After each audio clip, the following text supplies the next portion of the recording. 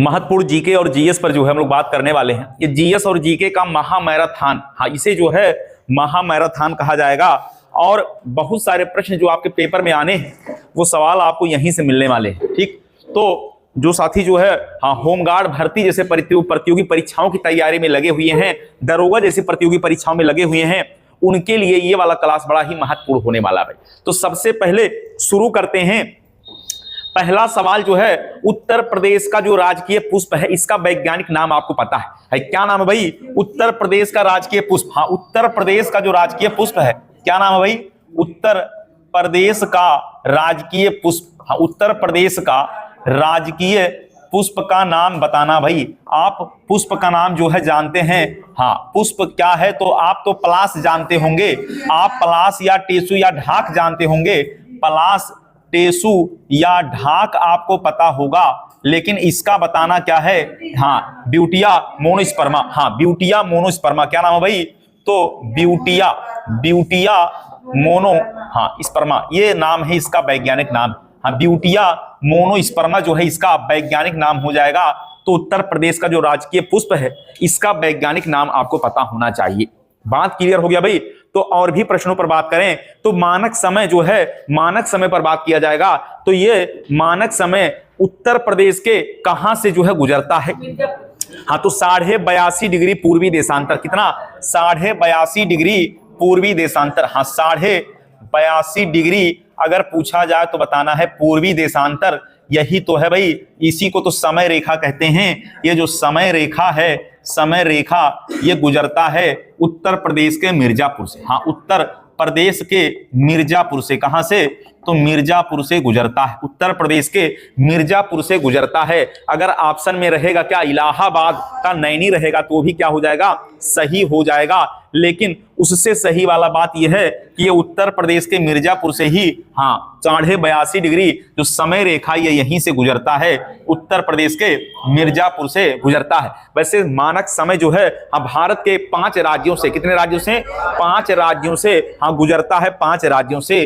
तो ये वाला बात भी याद रखना है। और भी प्रश्नों पर बात किया जाए तो जो मिर्जापुर है, मिर्जापुर कजरी के लिए प्रसिद्ध। किसके लिए भाई? मिर्जापुर का कजरी बड़ा प्रसिद्ध है, तो मिर्जापुर कजरी के लिए प्रसिद्ध है। हाँ लखनऊ किस नदी किनारे भाई? तो लखनऊ जो है गोमती नदी के किनारे है। जौनपुर भी गोमती नदी किनारे है। तो याद रखना हाँ लखनऊ जो है ये गोमती नदी के किनारे है, गोमती नदी।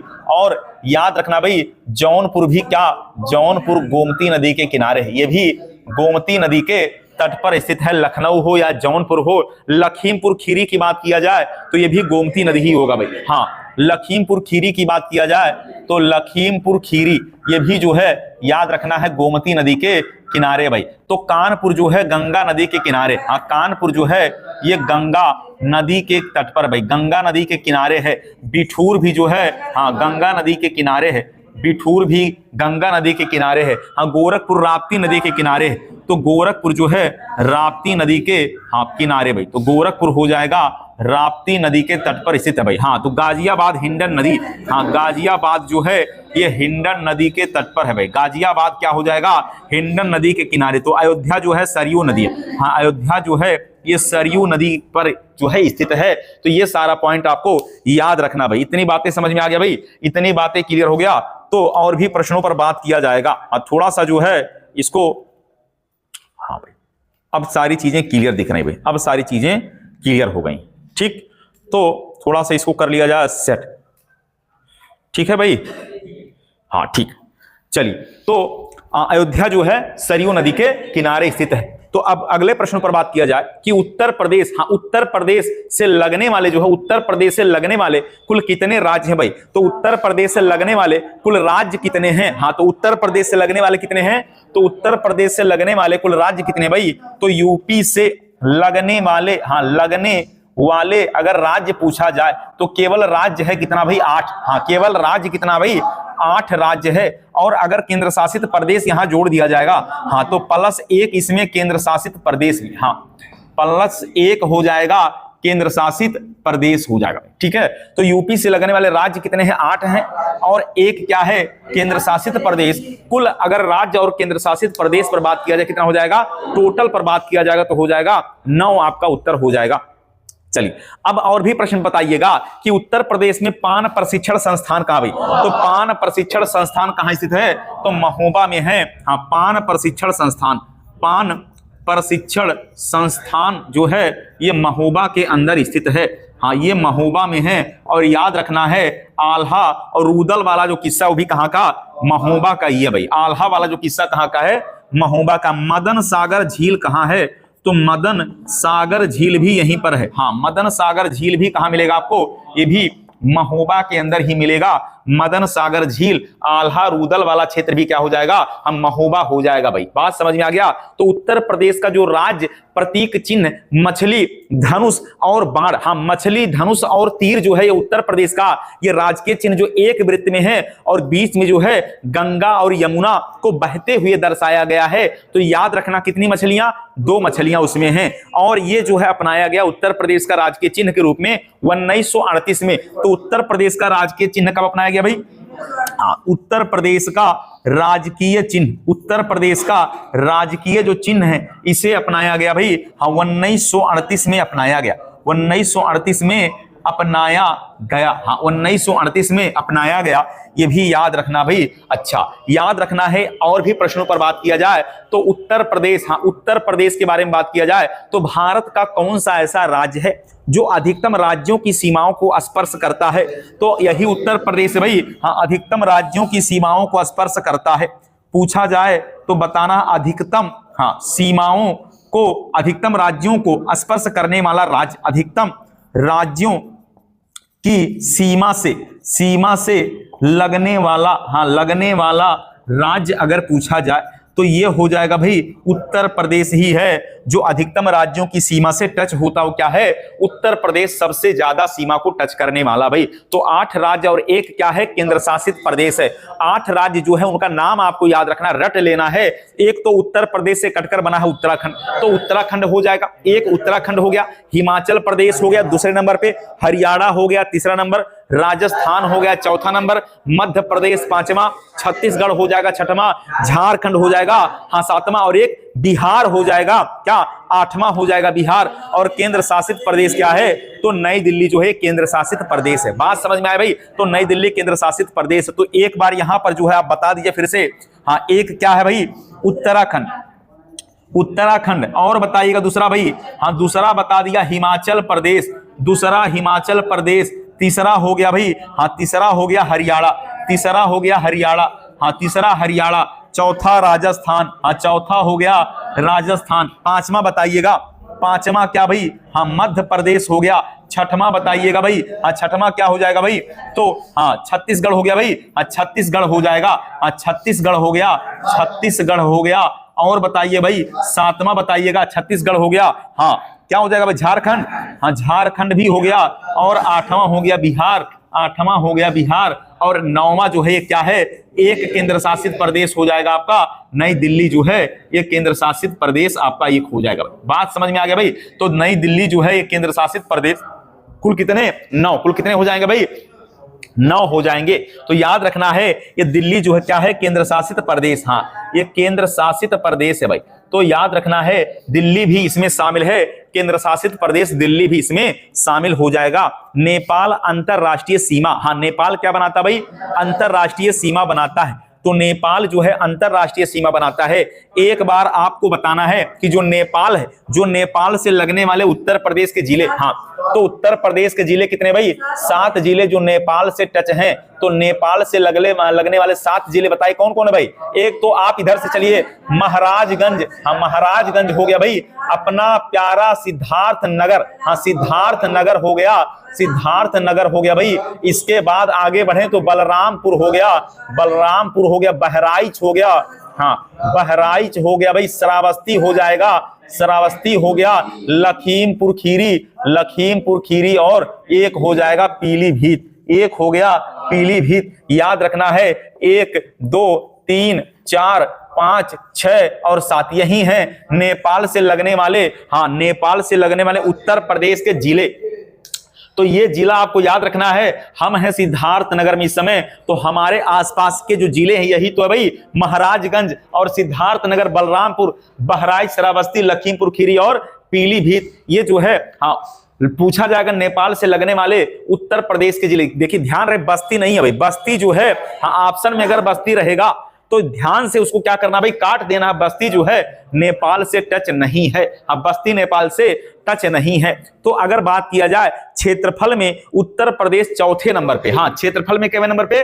क्षेत्रफल में चौथे नंबर पे है। क्षेत्रफल में चौथे नंबर पे। सबसे बड़ा क्षेत्रफल में क्या भाई? राजस्थान। हाँ, क्षेत्रफल में राजस्थान सबसे बड़ा।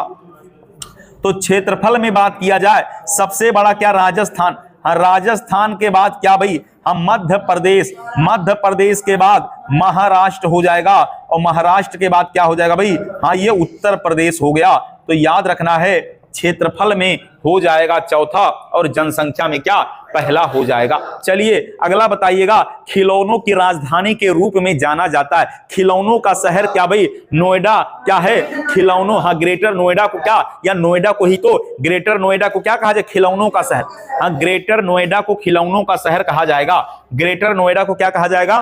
खिलौनों का शहर कहा जाएगा। चर्म उद्योग कानपुर बताइएगा। हाँ, चर्म उद्योग कानपुर है। इंजीनियरिंग का सामान जो है कहाँ है? गाजियाबाद इंजीनियरिंग का सामान है। और रेडीमेड कपड़ा कहाँ का है भाई? तो रेडीमेड कपड़ा गौतम बुद्ध नगर का। भाई रेडीमेड कपड़ा कहाँ का? गौतम बुद्ध नगर का हो जाएगा। क्या? रेडीमेड कपड़ा गौतम बुद्ध नगर। बात समझ में आ भाई? बांसुरी कहाँ का प्रसिद्ध है? तो पीलीभीत वाला बांसुरी। हाँ, पीलीभीत का क्या? बांसुरी जो है पीलीभीत का हो जाएगा। हिंग जो है, हिंग हाथरस का हिंग है। तो याद रखना, हिंग जो है कहाँ का है? तो हिंग का हाथरस जो है, याद रखना हिंग जो है ये हाथरस का प्रसिद्ध है। और याद रखना रंगमंच के लिए भी, रंगमंच के लिए भी हाथरस प्रसिद्ध है। तो हाथरस रंगमंच के लिए और हिंग के लिए जो है हाँ प्रसिद्ध है। हिंग जो है याद रखना है भाई, हिंग और रंगमंच के लिए क्या? हाथरस वाला जिला बड़ा प्रसिद्ध है। बात समझ में आ गया भाई? तो उत्तर प्रदेश से सबसे कम सीमा साझा करने वाला जो है राज्य क्या है? हिमाचल प्रदेश। हाँ, उत्तर प्रदेश से सबसे कम सीमा, तो उत्तर प्रदेश से हाँ यूपी से सबसे कम सीमा पूछा जाएगा। यूपी से सबसे कम सीमा, हाँ सबसे कम सीमा साझा करने वाला राज्य, हाँ साझा करने वाला राज्य हिमाचल प्रदेश हो जाएगा। हाँ, साझा करने वाला राज्य, साझा करने वाला राज्य क्या हो जाएगा भाई? तो हिमाचल प्रदेश हो जाएगा। हिमाचल प्रदेश, हिमाचल प्रदेश, ये वाला बात याद रखना है, महत्वपूर्ण पूछा जाएगा। तो यूपी से सबसे कम सीमा, अभी यही सवाल तो पूछा था भाई। ये सवाल अभी कहां पूछा? अभी जो है अगले हफ्ते जो पेपर था, हाँ संडे वाले पेपर में, फॉरेस्ट गार्ड का जो पेपर अभी हुआ है हाल ही में, तो उसी वाले में तो ये सवाल आया था। अभी फॉरेस्ट गार्ड का पेपर इसके पहले वाले संडे के दिन हुआ है और उसी में ये सवाल अभी हाल ही में पूछा गया है। बात क्लियर हो गया भाई? चलिए तो बताइएगा, उत्तर प्रदेश से कटकर जो उत्तराखंड है ये कब बना भाई? तो उत्तराखंड का, हाँ उत्तराखंड बना है तो 9 नवंबर हाँ सन 2000 को क्या बन गया भाई? उत्तराखंड। उत्तराखंड बन गया। उत्तर प्रदेश से कटकर उत्तराखंड बना है। उत्तर प्रदेश से कटकर क्या बना भाई? तो उत्तराखंड। उत्तर प्रदेश के 13 जिले, कितने? 13 जिले को काट कर जो है उत्तराखंड बनाया गया। तो बिठूर किसके किनारे है? किस नदी किनारे? गंगा नदी किनारे है। गोरखपुर किस नदी किनारे है? तो राप्ती नदी किनारे है। जौनपुर किस नदी किनारे है? तो गोमती नदी किनारे है। कौशाम्बी किस नदी किनारे है? यमुना नदी। हाँ, कौशाम्बी पूछा जाए क्या बताना है? कौशाम्बी जो है यमुना नदी के किनारे भाई। तो कौशाम्बी हो जाएगा यमुना नदी के किनारे हो जाएगा। बात क्लियर हो गया भाई? हाँ, प्रतापगढ़ बताने का प्रयास करिएगा। तो जो प्रतापगढ़ है भाई ये सई नदी के किनारे, कौन सा नदी है? सई नदी के किनारे हो जाएगा। प्रतापगढ़ जो है ये सई नदी के तट पर स्थित है। तो पीतल वाला जो है बर्तन, हाँ पीतल का शहर जो है ये पूछा जाए क्या बताना है? मुरादाबाद जो है पीतल नगरी, मुरादाबाद पीतल शहर, हाँ पीतल का शहर पूछा जाएगा तो मुरादाबाद बताना है। पीतल नगरी क्या हो जाएगा? तो मुरादाबाद हो जाएगा। हाँ, पीतल नगरी क्या हो जाएगा? तो मुरादाबाद पीतल नगरी है। चलिए तो पीतल हाँ नगरी जो है ये मुरादाबाद, और पीतल की मूर्तियां जो है ये मथुरा, और घंटी और साथ ही साथ घुघरू जो है कहाँ का है? तो ये एटा का हो जाएगा। ठीक है, क्लियर हो गया भाई। चलिए और भी प्रश्न पर बात किया जाए तो थोड़ा सा जो है सवाल आपको समझ लेना है कि ऐसे ही सवाल पेपर में आने वाले हैं भाई। चलिए तो उत्तर प्रदेश का पुराना नाम अगर पूछा जाए तो संयुक्त प्रांत। हाँ, उत्तर प्रदेश का पुराना नाम अगर पूछा जाए तो यूपी का पुराना नाम जो है क्या हो जाएगा? तो यूपी का पुराना नाम जो है हो जाएगा हाँ संयुक्त प्रांत हो जाएगा भाई, संयुक्त प्रांत। उत्तर प्रदेश का पुराना नाम क्या हो जाएगा, तो संयुक्त प्रांत। इसी को तो यूनाइटेड प्रोविंस कहते हैं, इसी को क्या कहते हैं भाई, यूनाइटेड प्रोविंस कहते हैं, इसी को यूनाइटेड हाँ प्रोविंस के नाम से भी जाना जाता है। यूनाइटेड प्रोविंस माने संयुक्त प्रांत ही तो कहा जाएगा। बात समझ में आ गया। तो उत्तर प्रदेश का क्या है, ये पुराना नाम हो जाएगा। ग्रीन पार्क स्टेडियम आपको पता है, हाँ कानपुर के अंदर है। ग्रीन पार्क स्टेडियम कहाँ है, कानपुर के अंदर है। और श्री जो है भारत रत्न प्राप्त करने वाले श्री अटल बिहारी वाजपेयी, स्वर्गीय श्री अटल बिहारी वाजपेयी इकाना स्टेडियम कहाँ भाई, तो लखनऊ के अंदर है इकाना स्टेडियम। लखनऊ के अंदर कहाँ है, लखनऊ के अंदर इकाना स्टेडियम है भाई। तो इकाना स्टेडियम जो है हाँ ये लखनऊ में मिलेगा भाई। कहाँ मिलेगा, ये लखनऊ में है। और ग्रीन पार्क स्टेडियम कहाँ है, तो ग्रीन पार्क स्टेडियम जो है, ग्रीन पार्क स्टेडियम ये आपको मिलेगा कानपुर में। कानपुर जो है हाँ याद रखना भाई, यहीं पर जेके मंदिर क्या है, जेके मंदिर। हाँ जेके मंदिर अगर पूछा जाए तो ये भी कहाँ स्थित है, कानपुर में जेके मंदिर स्थित है। जेके कैंसर संस्थान कहाँ है, ये भी कानपुर के अंदर है। जेके कैंसर संस्थान कहाँ है, तो कानपुर के अंदर जेके कैंसर संस्थान, ये भी याद रखना है। जेके कैंसर संस्थान, हाँ जेके कैंसर संस्थान, जेके कैंसर संस्थान कहाँ पर मिलेगा भाई, तो कानपुर के अंदर है। कानपुर, तो कानपुर गंगा नदी के किनारे। और याद रखना है उत्तर प्रदेश का सबसे बड़ा शहर कानपुर जो गंगा नदी के किनारे है। उत्तर प्रदेश की आर्थिक राजधानी के रूप में कानपुर को जाना जाता है। उत्तर भारत का मैनचेस्टर क्या हो जाएगा, कानपुर उत्तर भारत का मैनचेस्टर हो जाएगा। और उत्तर भारत का मान्यता प्राप्त स्टॉक एक्सचेंज भी कानपुर है। उत्तर प्रदेश का मान्यता प्राप्त स्टॉक एक्सचेंज पूछा जाएगा, हाँ मान्यता प्राप्त उत्तर प्रदेश का या उत्तर भारत का मान्यता प्राप्त स्टॉक एक्सचेंज, हम मान्यता प्राप्त स्टॉक एक्सचेंज अगर पूछा जाए तो बता दीजिएगा कानपुर में। कहाँ स्थित है भाई, कानपुर के अंदर है। हाँ वैसे भारत का मान्यता प्राप्त स्टॉक एक्सचेंज बंबई में मिलेगा, कहाँ, मुंबई के अंदर मिलेगा भाई। हाँ मुंबई के अंदर मिलेगा। तो यूपी का मान्यता प्राप्त स्टॉक एक्सचेंज अगर पूछा जाए तो ये कहां पर, कानपुर के अंदर है। कहां, कानपुर के अंदर है, इसको याद रखना है। चलिए अगला सवाल बताइएगा। अगला प्रश्न आपको ये बता देना है, हाँ अगला प्रश्न है पूछा जाएगा कि बताइएगा उत्तर प्रदेश की प्रथम महिला राज्यपाल, तो राज्यपाल सरोजिनी नायडू। और मुख्यमंत्री की बात करेगा तो हाँ सुचेता कृपलानी। अब तक उत्तर प्रदेश में 2 महिलाओं ने मुख्यमंत्री के रूप में कार्य किया है। एक हाँ सुश्री मायावती जी, और दूसरा जो है नाम किसका आता है, दूसरा नाम आता है किसका, सुचेता कृपलानी। हाँ तो सुचेता कृपलानी जो है पहली थी, बाद में दूसरे नंबर पे कौन आई, तो सुश्री मायावती। तो उनका नाम भी याद रखना है। तो यूपी का मान्यता प्राप्त स्टॉक एक्सचेंज क्या हो जाएगा भाई, कानपुर हो जाएगा। अब आपको बताना है, आपको बताना खेल के सामान के लिए, हाँ खेल का सामान, तो खेल का सामान कहाँ, ये जो है मिलेगा कहाँ, मेरठ में।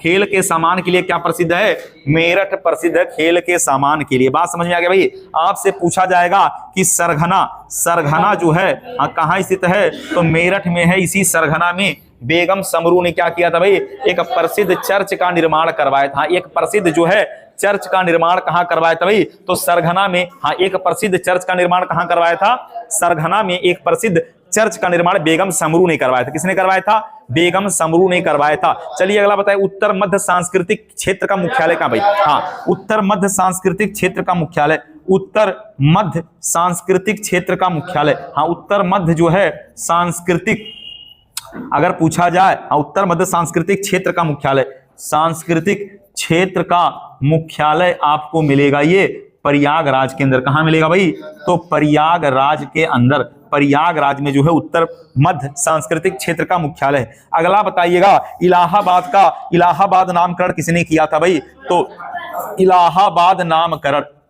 हाँ इलाहाबाद जो नाम था, प्रयागराज का नाम बदलकर इलाहाबाद किया था अकबर ने। तो प्रयागराज का नाम बदलकर इलाहाबाद किसने किया था, तो अकबर ने ही प्रयागराज का नाम बदलकर क्या कर दिया था, इलाहाबाद कर दिया था। और अगर हम बात करें तो काशी और वरुणा, हाँ 2 नदियों के संगम पर, काशी और अरुणा नदियों के संगम पर जो है एक नगर है जिसका नाम क्या है, हाँ बनारस जो है किस नदी के संगम पर है, तो काशी और, हाँ याद रखना है, हाँ वरुणा और अस्सी, वरुणा और अस्सी याद रखना है, वरुणा और 80 नदियों के संगम पर क्या है, नदियों के संगम पर ही तो है क्या, वाराणसी। तो ये पूछा जाएगा, इसलिए इसका नाम कैसे पड़ा, तो बनारस का नाम इसलिए पड़ा बनारस क्योंकि ये वरुणा और 80 नदियों के संगम पर है, इसीलिए इसका नाम क्या हो गया भाई, वाराणसी हो गया। तो 16 महाजनपद पर अगर हम बात करें तो उसमें जो है हिंदू धर्म का एक प्रतिष्ठित केंद्र माना जाता था क्या, बनारस जो है हिंदू धर्म का एक प्रतिष्ठित केंद्र माना जाता था। तो वरुणा और 80 नदियों के संगम पर क्या, बनारस। हाँ, वरुणा और 80 नदियों के संगम पर स्थित है, इसको याद रखना है। अगला सवाल पूछा जाएगा, बंगीरा पर्वत, हाँ बंगीरा पर्वत शिखर कहां है, बंगीरा पर्वत शिखर कहां है, तो याद रखना है रानी झांसी के किला को ही कहा जाता क्या, बंगीरा पर्वत शिखर कहा जाता है। यह बंगीरा पहाड़ी पर है, तो रानी झांसी का किला उत्तर प्रदेश के झांसी में, हाँ बंगीरा पर्वत याद रखना है झांसी के अंदर।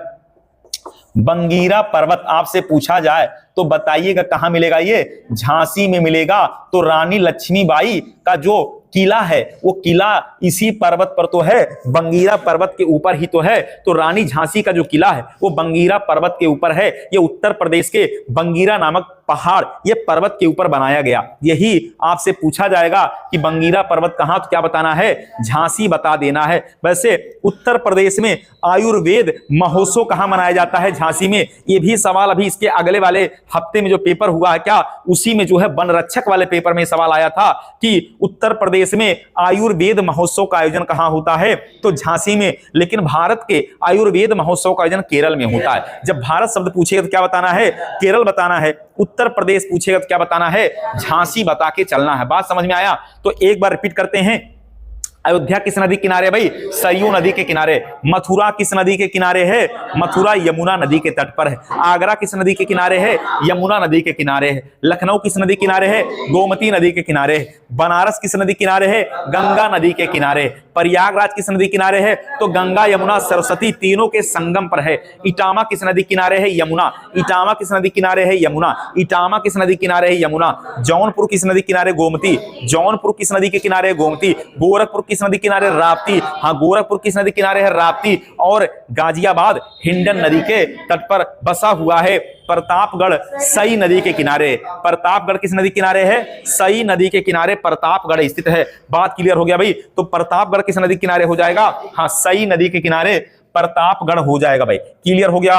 अब और भी सवाल बताइएगा कि उत्तर प्रदेश की स्थापना दिवस के रूप में पहली बार हाँ 24 जनवरी को मनाया गया। तो कब मनाया गया भाई, हाँ 2018 में जो है उत्तर प्रदेश स्थापना दिवस जो है मनाए जाने की शुरुआत 2018 से हुई। तो पहली बार कब मनाया गया था, 2018 में पहली बार मनाया गया। कब मनाया गया, 2018 में पहली बार मनाया गया। तो उत्तर प्रदेश की दूसरी आधिकारिक भाषा जो है, हाँ दूसरी आधिकारिक भाषा क्या है, उर्दू है, जिसको मान्यता दिया गया 1989 में। तो उर्दू जो है, उर्दू को मान्यता मिला है द्वितीय राजभाषा उर्दू। हाँ, उत्तर प्रदेश का द्वितीय राजभाषा। तो पूछा जाए द्वितीय राजभाषा क्या हो जाएगा, तो बताना उर्दू जो है उत्तर प्रदेश की द्वितीय राजभाषा है उर्दू। और इसको मान्यता दिया गया 1989। तो इसको मान्यता मिला है 1989 में उर्दू को दूसरी राजभाषा के रूप में मान्यता मिला है। तो उत्तराखंड कब बना भाई, तो नवंबर का माह था। तो उत्तराखंड जो है ये पूछा जाए 9 नवंबर। तो याद रखना है उत्तराखंड का डेट अब पूछ रहा है।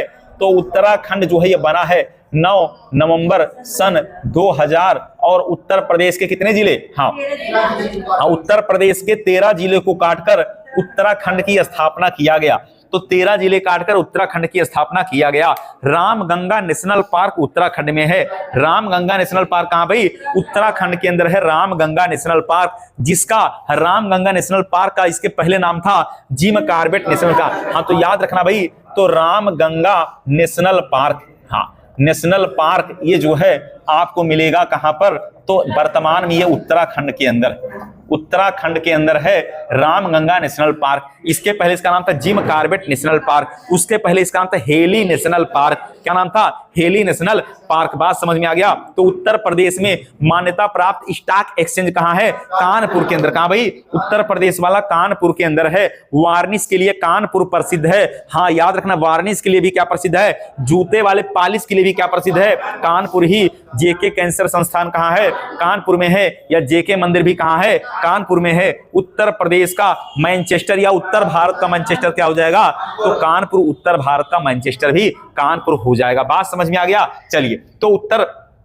प्रदेश में जो मान्यता प्राप्त स्टॉक एक्सचेंज है, हाँ, उस समय प्रणब मुखर्जी, क्या प्रणब मुखर्जी जो है क्या थे भाई? तो प्रणब मुखर्जी राष्ट्रपति थे और उन्हीं ने तो इसका उद्घाटन किया था। प्रणब मुखर्जी ने ही क्या किया था भाई? 1982 में क्या किया था? इसका उद्घाटन। नहीं, प्रणब मुखर्जी नहीं, 1982 में वित्त मंत्री थे।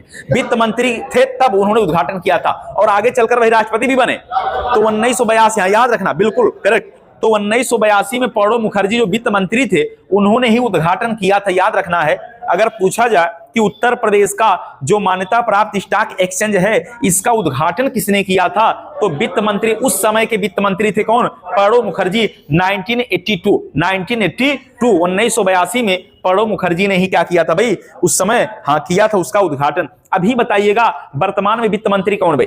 वर्तमान में वित्त मंत्री कौन? हाँ, तो इस समय वित्त मंत्री कौन है? निर्मला सीतारमण। हाँ, निर्मला सीतारमण जी जो है इस समय क्या है? वित्त मंत्री है। वैसे वित्त आयोग का उल्लेख किसमें भाई? वित्त आयोग का उल्लेख किसमें है? तो 280 में क्या है? अनुच्छेद 280। हाँ, याद रखना है जो आर्टिकल है, हाँ, जो आर्टिकल है 280, इसी में वित्त आयोग का उल्लेख, इसी में वित्त आयोग का उल्लेख है। बात समझ में आ गया? चलिए, आपसे सवाल पूछा जाएगा कि वित्त आयोग का मुख्य कार्य क्या होता है? तो क्या काम होता है? हाँ, केंद्र और राज्यों के बीच में पैसों का बंटवारा करना। हाँ, तो पूछा जाएगा केंद्र और राज्यों के बीच में करों का बंटवारा, केंद्र और राज्यों के बीच क्या करना भाई? हाँ, पैसे माने कर का बंटवारा, करों का, टैक्स का बंटवारा, करों का क्या करना है? बंटवारा करना है। और ये भी याद रखना है कि वित्त आयोग जो है ये 5 वर्ष में इसका गठन होता। कितने साल में? हाँ, 5 साल में इसका गठन किया जाता है और इसका काम ही होता क्या करना? इसका काम होता है कि जो टैक्स है उसका केंद्र और राज्यों के बीच में क्या करना? डिवाइडेशन करना, बंटवारा करना, यही इसका क्या होता है भाई? काम होता। बात समझ में आ गया? चलिए, आपसे और भी सवाल पूछा जाएगा कि भारत की आम राजधानी किसे? मैंगो कैपिटल क्या भाई? आम राजधानी क्या है? तो मलिहाबाद। हाँ, उत्तर प्रदेश की आम राजधानी अगर पूछा जाए, उत्तर प्रदेश की आम्र राजधानी, उत्तर प्रदेश की अगर पूछा जाए क्या आम्र राजधानी किसे कहा जाता है? तो मैंगो कैपिटल हो जाएगा मलिहाबाद। क्या हो जाएगा भाई? हम मलिहाबाद जो है ये आम के लिए प्रसिद्ध भाई। तो मलिहाबाद कहां पड़ता? लखनऊ के अंदर। कहां पड़ता भाई? लखनऊ के अंदर पड़ता। इसी को कहते हैं आम्र राजधानी। तो मलिहाबाद को क्या कहते हैं? आम्र राजधानी कहते हैं। वैसे मैंगो रिसर्च इंस्टीट्यूट लखनऊ के अंदर है। हाँ, इसी यहीं पर है मैंगो रिसर्च इंस्टीट्यूट। कहां है? तो ये आपको लखनऊ में मिलेगा। आम अनुसंधान संस्थान कहां है? तो लखनऊ के अंदर है। तो आम्र राजधानी मलिहाबाद को कहा जाता है। और मलिहाबाद कहां भाई? लखनऊ के अंदर मलिहाबाद पड़ता है। बात समझ में आ गया भाई? फिर आपसे पूछा जाएगा कि बताइएगा टपका किस फसल का नाम है? टपका, तो टपका जो है आम का ही तो फसल है। हाँ, टपक जाता है, टपक जाता वही तो है क्या? टपका जो है, टपका किसके लिए प्रसिद्ध? कौन सा फसल है? तो आम के लिए टपका याद रखना है। चलिए, एक सवाल और पूछ लेते हैं, वह कौन सा आम है जिसके अंदर गुठली नहीं भाई? हाँ, सिंधु आम, जिसमें क्या नहीं होता भाई? इसमें गुठली नहीं होता है। सिंधु आम के अंदर क्या नहीं होता? तो सिंधु जो आम है ये आम की एक प्रजाति है। हाँ, एक प्रजाति है। अब आप जो है ये आम की प्रजाति, इसमें क्या नहीं पाया जाता? इसमें गुठली नहीं पाया जाता, इसमें गुठली नहीं होता। तो आप इसको बताएंगे भाई कि जब गुठली नहीं होता तो आम का पौधा ये कैसे लगता होगा? ये बात भी जो है सोचने योग्य है कि सिंधु आम की एक ऐसी प्रजाति इसमें क्या नहीं होता भाई? गुठली ही नहीं होता। ये वाला आम बड़ा लोकल नहीं है भाई, ये बड़ा महंगा आम है। एक आम और जान लीजिए, भारत में सबसे महंगे आमों में एक नाम आता है अल्फांसो। तो अल्फांसो आम क्या भाई? महाराष्ट्र, याद रखना है।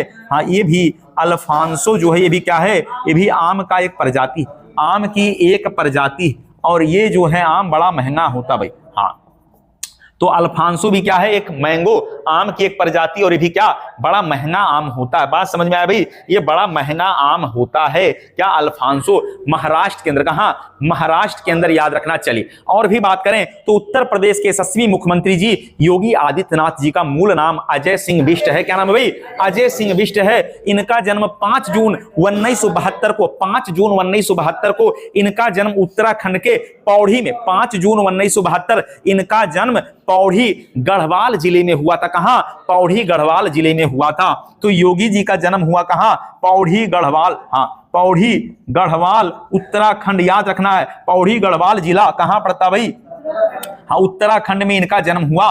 तो याद रखना है उत्तराखंड में 5 जून 1972 में इनका जन्म हुआ है। पौड़ी गढ़वाल जिला के अंदर जो है, हाँ पौड़ी गढ़वाल जिले में किसका जन्म हुआ भाई, 5 जून 1972 को, हाँ योगी अर्थात अजय सिंह बिष्ट का जन्म हुआ भाई। अजय सिंह बिष्ट का जन्म हुआ, यही तो हैं उत्तर प्रदेश के, यही तो भाई मुख्यमंत्री उत्तर प्रदेश के अजय सिंह बिष्ट। बात समझ में आ गई, उनका मूल नाम है अजय सिंह बिष्ट। बात क्लियर हुआ। और यही जो है एक मठाधीश भी बात करेंगे, गोरखनाथ जो है, गोरखनाथ मंदिर के मठाधीश भी कौन है भाई, तो अजय सिंह बिष्ट अर्थात योगी आदित्यनाथ। बात क्लियर हुआ। चलिए और भी प्रश्नों पर बात करें तो अगले सवाल पर बात करें तो उत्तर प्रदेश का कौन सा शहर है जो अवधी व्यंजन, जो मुगल व्यंजन, अवधी व्यंजन और मुगल व्यंजन के लिए प्रसिद्ध है। तो लखनऊ जो है अवधी और मुगल व्यंजन के लिए प्रसिद्ध है भाई। तो अवधी और, हाँ अवधी व्यंजन और मुगल व्यंजन के लिए प्रसिद्ध है। अवधी और मुगल व्यंजन के लिए प्रसिद्ध है क्या, लखनऊ। नजाकत का शहर है लखनऊ, नफासत का शहर भी है लखनऊ। तो नजाकत का शहर हो जाएगा नजाकत या नफासत, या नफासत का शहर आपका क्या है भाई, लखनऊ है। तो नजाकत और नफासत का शहर भी क्या है, लखनऊ है भाई। तो ये वाला बात भी याद रखना, बड़ा महत्वपूर्ण पॉइंट है, पूछा जाएगा। बात समझ में आए तो अवधी और मुगल व्यंजनों के लिए प्रसिद्ध है क्या, लखनऊ प्रसिद्ध है। यहां पर आपको दमपुक्त मिलेगा क्या, दमपुक्त जैसे व्यंजन मिलेंगे। ये दमपुक्त कौन सा व्यंजन है भाई, तो ये जो है दमपुक्त जो है, ये खड़ा जो है मुर्गा फ्राई है वही है क्या, अरे यही तो दमपुक्त जो है क्या है, एक व्यंजन है, एक नॉन वेज व्यंजन है। नॉन वेज क्या व्यंजन दमपुक्त है, ये सवाल भी पेपर में आ चुका है कि दमपुक्त क्या है, तो एक नॉन वेज व्यंजन है। और दस्तरखान जो है ये भी व्यंजन करने से पहले, भोजन करने से पहले जो बिछाया जाता है उसी को क्या कहते हैं, दस्तरखान कहते हैं। क्या कहते हैं भाई, दस्तरखान कहते हैं। राजस्व परिषद पूछा जाएगा, उत्तर प्रदेश में राजस्व परिषद की स्थापना कहां हुई, उत्तर प्रदेश के अंदर राजस्व परिषद की स्थापना कहां हुई है, तो प्रयागराज में। राजस्व परिषद की स्थापना कहां हुआ, तो प्रयागराज में राजस्व परिषद की स्थापना, हाँ प्रयागराज में 1831 में। कब हुआ था भाई, 1831 में राजस्व परिषद की स्थापना, याद रखना है राजस्व परिषद की स्थापना 1831 कहां पर, तो प्रयागराज के अंदर। याद रखना राजस्व परिषद की स्थापना कहां हुआ है, तो राजस्व परिषद जो है, हाँ राजस्व परिषद की स्थापना अगर पूछा जाए तो बताना, हाँ बता रहे भाई। तो ये राजस्व परिषद की स्थापना 1831 में कहां हुआ है, प्रयागराज में हुआ। कहां हुआ भाई, प्रयागराज के अंदर हुआ है। तो आप कहेंगे ये राजस्व परिषद है क्या, ये करता क्या है, तो ये जो राजस्व परिषद है इसका काम होता किराया की समस्या, राजस्व के संग्रह की समस्या, कर्मचारियों के नियंत्रण की समस्या, राजस्व के कानून की समस्या, राजस्व प्रशासन की समस्या, स्टाम्प शुल्क की समस्या, उत्पाद शुल्क की समस्या, अफीम आयकर की समस्या और बहुत सारे राजस्व संबंधी कार्य कहां से संचालित होते हैं, यही प्रयागराज से संचालित होते हैं। ये बात समझ में आ गया भाई। तो ये सभी जो है उत्तर प्रदेश में जितने भी जो है उत्तर प्रदेश के अंदर निपटान हम बात करें, चाहे वो राजस्व से संबंधित हो, अफीम टैक्स से संबंधित हो, कोई भी कर हो, कोई टैक्स हो, उन सभी का कार्य जो है कहां से देखा जाता है, तो प्रयागराज से देखा जाता है। इसीलिए इसका नाम ही है राजस्व परिषद। क्या नाम है भाई, राजस्व परिषद। कहां, प्रयागराज के अंदर। कहां स्थित है, प्रयागराज के अंदर स्थित है। तो वहीं जो है 1831 जब से ये बना था तब से ये वहीं पर जो है प्रयागराज के अंदर ही स्थित है और कहीं नहीं है भाई। बात समझ में आया। तो जो डीएम साहब हमारे हैं, डीएम साहब जो होते हैं भाई, ये भी राजस्व का क्या करते हैं, संग्रह करने का काम करते हैं और सारा पैसा राजस्व का इकट्ठा करके हिसाब कहां देते होंगे, प्रयागराज में हिसाब देते होंगे। ये वाला बात भी याद रखना है। इसीलिए क्या बनाया गया, राजस्व परिषद बोर्ड बनाया गया। कहां पर, प्रयागराज के अंदर बनाया गया। अब आप बताइएगा कि भारत के कुल भौगोलिक क्षेत्रफल का उत्तर प्रदेश का क्षेत्रफल कै परसेंट है? उत्तर प्रदेश का क्षेत्रफल 7.33% है। तो भारत के भौगोलिक क्षेत्रफल का उत्तर प्रदेश, याद रखना भाई, हम भारत के भौगोलिक क्षेत्रफल का, भारत के भौगोलिक क्षेत्रफल का, भारत के भौगोलिक क्षेत्रफल का उत्तर प्रदेश कितना परसेंट है? तो 7.33% है भाई। कितना है? 7.33% है। हाँ, 7.33% है, याद रखना है। तो भारत का जो भौगोलिक क्षेत्रफल है उसका उत्तर प्रदेश 7.33 है। तो अगर हम बात करें दुनिया के क्षेत्रफल में, दुनिया के क्षेत्रफल में भारत का क्षेत्रफल अगर बात करेंगे तो 2.4%, हाँ 2.4% आएगा। विश्व के क्षेत्रफल में, विश्व के क्षेत्रफल में, हाँ उत्तर प्रदेश नहीं, उत्तर प्रदेश, विश्व के क्षेत्रफल में भारत 2.4 है और भारत के क्षेत्रफल में उत्तर प्रदेश कितना है?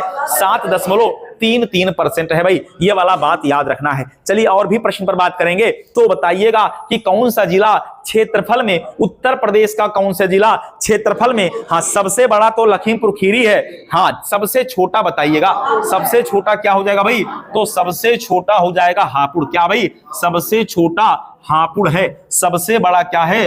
लखीमपुर खीरी सबसे बड़ा, और हापुड़ क्या है? सबसे छोटा। हाँ, हापुड़ सबसे छोटा माना जाएगा। बात क्लियर हुआ भाई? तो हापुड़ क्या हो जाएगा भाई? सबसे छोटा हापुड़ है और सबसे बड़ा क्या हो जाएगा? तो लखीमपुर खीरी हो जाएगा। और बताइएगा कि थारुओं के लिए एक महाविद्यालय का निर्माण कहां किया गया? तो थारुओं के लिए एक महाविद्यालय बनाया गया भाई। हाँ, थारुओं के लिए हाँ एक महाविद्यालय कहां बनाया गया? तो थारुओं के लिए एक महाविद्यालय का निर्माण हुआ है कहां पर? लखीमपुर खीरी में। हाँ, ये कहां बना भाई? तो लखीमपुर खीरी के अंदर बना है। ये लखीमपुर खीरी के अंदर बना है, याद रखना है। कुशीनगर में जो है ट्रांसजेंडर विश्वविद्यालय, क्या ट्रांसजेंडर विश्वविद्यालय कहां मिलेगा आपको? कुशीनगर में। हाँ, ट्रांसजेंडर जो है विश्वविद्यालय कहां है? कुशीनगर में। कुशीनगर के अंदर ट्रांसजेंडर विश्वविद्यालय है। महिला विश्वविद्यालय गोरखपुर में। हम महिला विश्वविद्यालय कहां पर? गोरखपुर के अंदर महिला विश्वविद्यालय कहां हो जाएगा? तो गोरखपुर के अंदर क्या हो जाएगा भाई? महिला विश्वविद्यालय गोरखपुर, याद रखना। बात समझ में आया भाई? इतनी बातें। तो और भी बताइएगा, अब हमें बताइएगा कि भारत के लिए संविधान सभा का विचार सबसे पहले किसके मन में आया? तो यमियन राय। तो भारत के लिए संविधान सभा का विचार किसके मन में आया था भाई? तो संविधान सभा का विचार, हाँ संविधान सभा का विचार सबसे पहले यमियन राय। हाँ, संविधान सभा का विचार बिल्कुल करेक्ट भाई। संविधान सभा का विचार जो है ये सर्वप्रथम किसके मन में आया था? सबसे पहले, हाँ ये आया था किसके? तो सबसे पहले आया था भाई ये, हाँ संविधान सभा का विचार सर्वप्रथम ये आया था भाई यमियन राय। हाँ, यमियन राय के मन में पहली बार संविधान सभा का विचार यमियन राय। बात समझ में आ गया? अगला सवाल बताइएगा कि वह कौन सा ग्रह है जो नीचे से देखने पर लाल रंग का दिखाई देता है और जहां जीवन की संभावना है? हम मीथेन गैस भी पाया गया है, अभी जल की संभावना बनी हुई है। तो मंगल ग्रह क्या हो जाएगा भाई? मंगल ग्रह है जहां पर क्या जीवन की संभावना, वहां पर अभी पर मीथेन गैस पाया गया है। और साथ ही साथ याद रखना, नीचे से देखने पर कैसा दिखाई देता है? लाल तरह दिखाई देता। कैसा दिखाई देता भाई? लाल ग्रह की भांति दिखाई देता है। तो क्या है? मंगल ग्रह हो जाएगा। बात समझ में आ गया भाई? और भी सवाल पर बात किया जाए तो भारत के जनसंख्या के इतिहास में 1901 से लेकर 1921 का जो समय है उसको किस रूप में जाना जाता है? 1901 से 1921 का जो समय है उसको गतिहीन क्या कहते हैं भाई? गतिहीन चरण कहते हैं। क्या कहते हैं? गतिहीन चरण कहते हैं। ये सवाल तो हमने आपको पहले बताया भाई, ये सवाल बताया है कि जनसंख्या के इतिहास में, हाँ जनसंख्या के इतिहास में 1901 से 1921 का चरण क्या कहलाता है? इसको कहते हैं गतिहीन चरण कहते हैं। क्या कहते हैं भाई? गतिहीन चरण के नाम से जाना जाता है। ये गतिहीन चरण के नाम से जाना जाता है। ये वाला बात भी हम लोगों ने पहले पढ़ लिया है, पहले से हम लोगों को ये सारा बात पता है। अब बताइएगा जल का बहाव किससे मापा जाता है? हाँ, तो जल का बहाव किससे मापा जाएगा भाई? तो जल का बहाव अगर पूछा जाए ये किससे मापा जाता होगा? तो क्यूसेक से मापा जाता है। क्यूसेक से मापा जाता है भाई। किससे? क्यूसेक से मापा जाता है। आप बताइएगा कि विद्युत परिपथ में चलने वाली जो विद्युत परिपथ है, हाँ, विद्युत परिपथ की जो गति किससे मापी जाती है? अमीटर से। अर्थात विद्युत धारा किससे मापा जाता होगा? अमीटर से। विद्युत धारा किससे मापा जाएगा? तो ये अमीटर से मापा जाएगा। किससे? अमीटर से मापा जाएगा। गैसों का दाब किससे मापा जाता है? कौन बताएगा भाई? गैसों का दाब मापा जाता है मैनोमीटर से। क्या? मैनोमीटर से गैसों का दाब मापा जाता है। किससे भाई? मैनोमीटर से गैसों का दाब मापा जाता है। वायुमंडलीय दाब किससे मापा जाता है भाई? वायुमंडलीय दाब किससे मापा जाता है? तो याद रखना बैरोमीटर से। किससे? बैरोमीटर से मापा जाता है।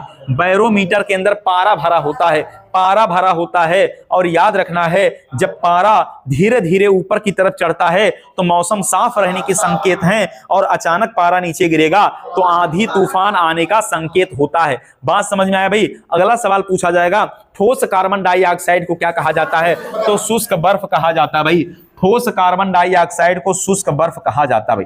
ठोस कार्बन डाइऑक्साइड, हाँ, ठोस कार्बन डाइऑक्साइड को क्या कहते हैं भाई? तो इसको जो है शुष्क बर्फ के रूप में जाना जाता है। इसको शुष्क बर्फ कहा जाता है। क्या कहा जाएगा भाई? शुष्क बर्फ कहा जाएगा। ये वाला बात भी आपको याद रखना है। जैव भार का पिरामिड पारिस्थितिकी तंत्र में जैव भार का जो पिरामिड होता है यह उल्टा बना होता किसमें? ये किसमें उल्टा बना होता है? जैव भार का पिरामिड पूछा जाएगा। पारिस्थितिकी तंत्र में जैव भार का जो पिरामिड है यह उल्टा बना होता है। यह किसमें बना होता है? वन में बना होता है, तालाब के पारिस्थितिकी तंत्र में बना होता है, मरुस्थल में बना होता है, चारागाह में बना होता है। तो किसमें? ऐसे करके 4 ऑप्शन आएगा, उसमें से एक वाला बात आपको बताना है कि जैव मंडल का जो पिरामिड है वो उल्टा किसमें बना होता है। यह सवाल मोस्ट इंपॉर्टेंट है भाई। क्या है भाई? Most important. तो किसमें बना होगा भाई? हाँ, उल्टा बना होगा तालाब में। क्या? तालाब। तो याद रखना, जैव मंडल का, हाँ, जैव मंडल में पारिस्थितिकी तंत्र का पिरामिड उल्टा किसमें बना होता है? तो तालाब पारिस्थितिकी क्षेत्र। याद रखना है, उल्टा पिरामिड किसमें बना होता है? तो उल्टा जो है पिरामिड अगर पूछा जाए ये बना होता है तालाब। क्या बताना भाई? तालाब पारिस्थितिकी क्षेत्र बताना है। हाँ, तालाब पारिस्थितिकी क्षेत्र में जो है उल्टा पिरामिड क्या होता भाई? बना होता है, बना होता है। तो ये सवाल आपका इन्वायरमेंट जैसे, हाँ, इन्वायरमेंट से पूछा जा सकता है। चलिए, अफ्रीका में कालाहारी मरुस्थल, अफ्रीका में कालाहारी मरुस्थल जो रेगिस्तान है वहां पर पाए जाने वाले जो वन है वो कैसे बंद है भाई? कैसे वन है?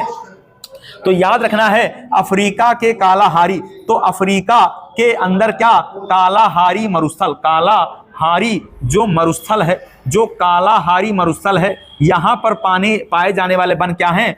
उष्ण, हाँ, कटिबंधीय। क्या नाम है भाई?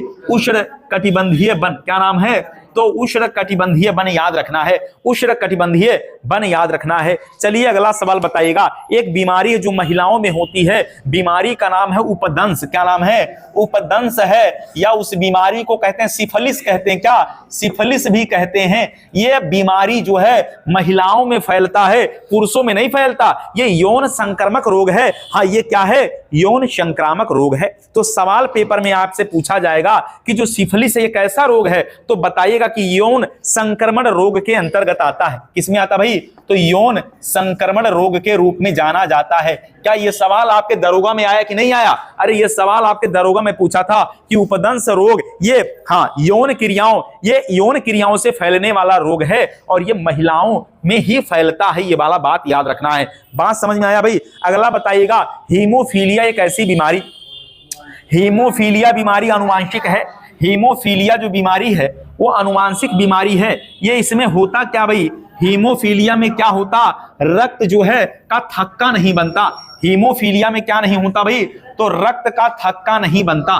तो याद रखना, पूछा जाएगा, हाँ, हीमोफीलिया क्या पूछा जाएगा भाई? हीमोफीलिया पूछा जाए तो कैसा बीमारी है? तो आनुवांशिक कैसा भाई, आनुवांशिक बीमारी है, हाँ आनुवांशिक बीमारी है हीमोफीलिया। क्या वर्णांधता भी है क्या, हाँ वर्णांधता भी है, जिसमें रोगी जो है वो लाल और हरा रंग नहीं पहचान पाता, हाँ लाल और हरा रंग नहीं पहचान पाता, ये भी क्या हो जाएगा, अनुवांशिक रोग हो जाएगा। क्या हो जाएगा भाई, अनुवांशिक रोग हो जाएगा। बात समझ में आया, कैसा रोग हो जाएगा, अनुवांशिक रोग हो जाएगा।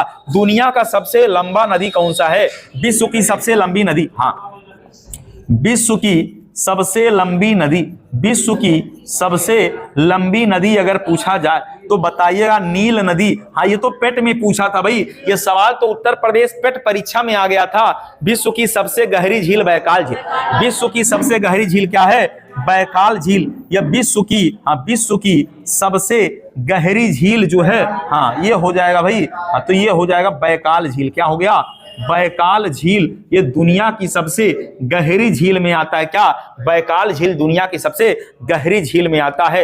रूस की राजधानी मास्को, रूस की राजधानी मास्को, पैसा का नाम है रूबल, रूबल चलता है रूस में। क्या चलता भाई, रूबल चलता है। और याद रखना है, क्या याद रखना है, अगर पूछा जाए कि आप बताइए ड्यूमा क्या, ड्यूमा, ये ड्यूमा क्या है भाई, तो ड्यूमा क्या है, रूस की संसद का नाम है ड्यूमा। रूस की संसद का नाम क्या भाई, रूस की संसद का नाम, हाँ रूस की संसद का नाम क्या है, तो बताना है ड्यूमा। ये रूस के संसद का नाम क्या हो जाएगा भाई, ड्यूमा रूस के संसद का नाम है। चलिए और भी प्रश्नों पर बात करते हैं, पशुओं से बात कर लेते हैं। एक बीमारी है मिनी माता रोग, नहीं रानी खेत रोग, रानी खेत रोग बताइए। रानी खेत हो जाता है किसमें, तो रानी खेत रोग हो जाता है किसमें, तो यह मुर्गी में हो जाता है। और एक सवाल अभी हम बोल रहे थे मीन माता रोग, मीन माता रोग जो है ये पारा के प्रदूषण से, किसे, पारा के प्रदूषण से फैलता है मीन माता रोग। और रानी खेत बीमारी जो है ये किसमें होता है, तो मुर्गी में होता है। क्या, रानी खेत बीमारी मुर्गी के अंदर होता है। बात समझ में आ गया भाई, याद रखना, महत्वपूर्ण पॉइंट पूछा जाएगा। चलिए और भी सवाल पर बात किया जाए तो बताएगा फुलहर झील, हाँ फुलहर झील कहाँ, तो फुलहर झील कहाँ पर, तो पीलीभीत बताना भाई। हाँ फुलहर झील पूछा जाए तो पीलीभीत बताइएगा। और यहीं से कौन सी नदी निकलती भाई, गोमती नदी निकलती है फुलहर झील से, याद रखना। हाँ ठीक है भाई। चलिए तो पूछा जाएगा कि फुलहर झील कहां से निकलती है, या फुलहर झील कहां है, तो ये पीलीभीत में है। और यहीं से, इसी झील से निकलता क्या, गोमती नदी यहीं से निकलता है। हाँ तो गोमती नदी यहीं से निकलता भाई। गोमती नदी कहां से निकलता है, तो फुलहर झील से ही गोमती नदी निकलता है। फूलों की घाटी उत्तराखंड में, हाँ फूलों की घाटी कहां भाई, तो फूलों की घाटी जो है, फूलों की घाटी अगर पूछा जाए तो ये कहां मिलेगा, तो उत्तराखंड के अंदर। क्या भाई, फूलों की घाटी कहां, उत्तराखंड के अंदर है। चलिए चीनी का कटोरा बताइएगा, उत्तर प्रदेश को क्या कहते हैं भाई, चीनी का कटोरा उत्तर प्रदेश को कहते हैं। तो हाँ चीनी का कटोरा इसे कहते हैं, तो ये उत्तर प्रदेश को कहा जाएगा। हाँ उत्तर प्रदेश को चीनी का कटोरा कहा जाएगा। और आपसे पूछा जाएगा कि उत्तर प्रदेश में किस जिले को धान का कटोरा कहते हैं, तो चंदौली। तो उत्तर प्रदेश में, हाँ यूपी में किस जिले को, हाँ किस जिले को क्या कहा जाता भाई, धान का, हाँ धान का जो है कटोरा कहा जाता है।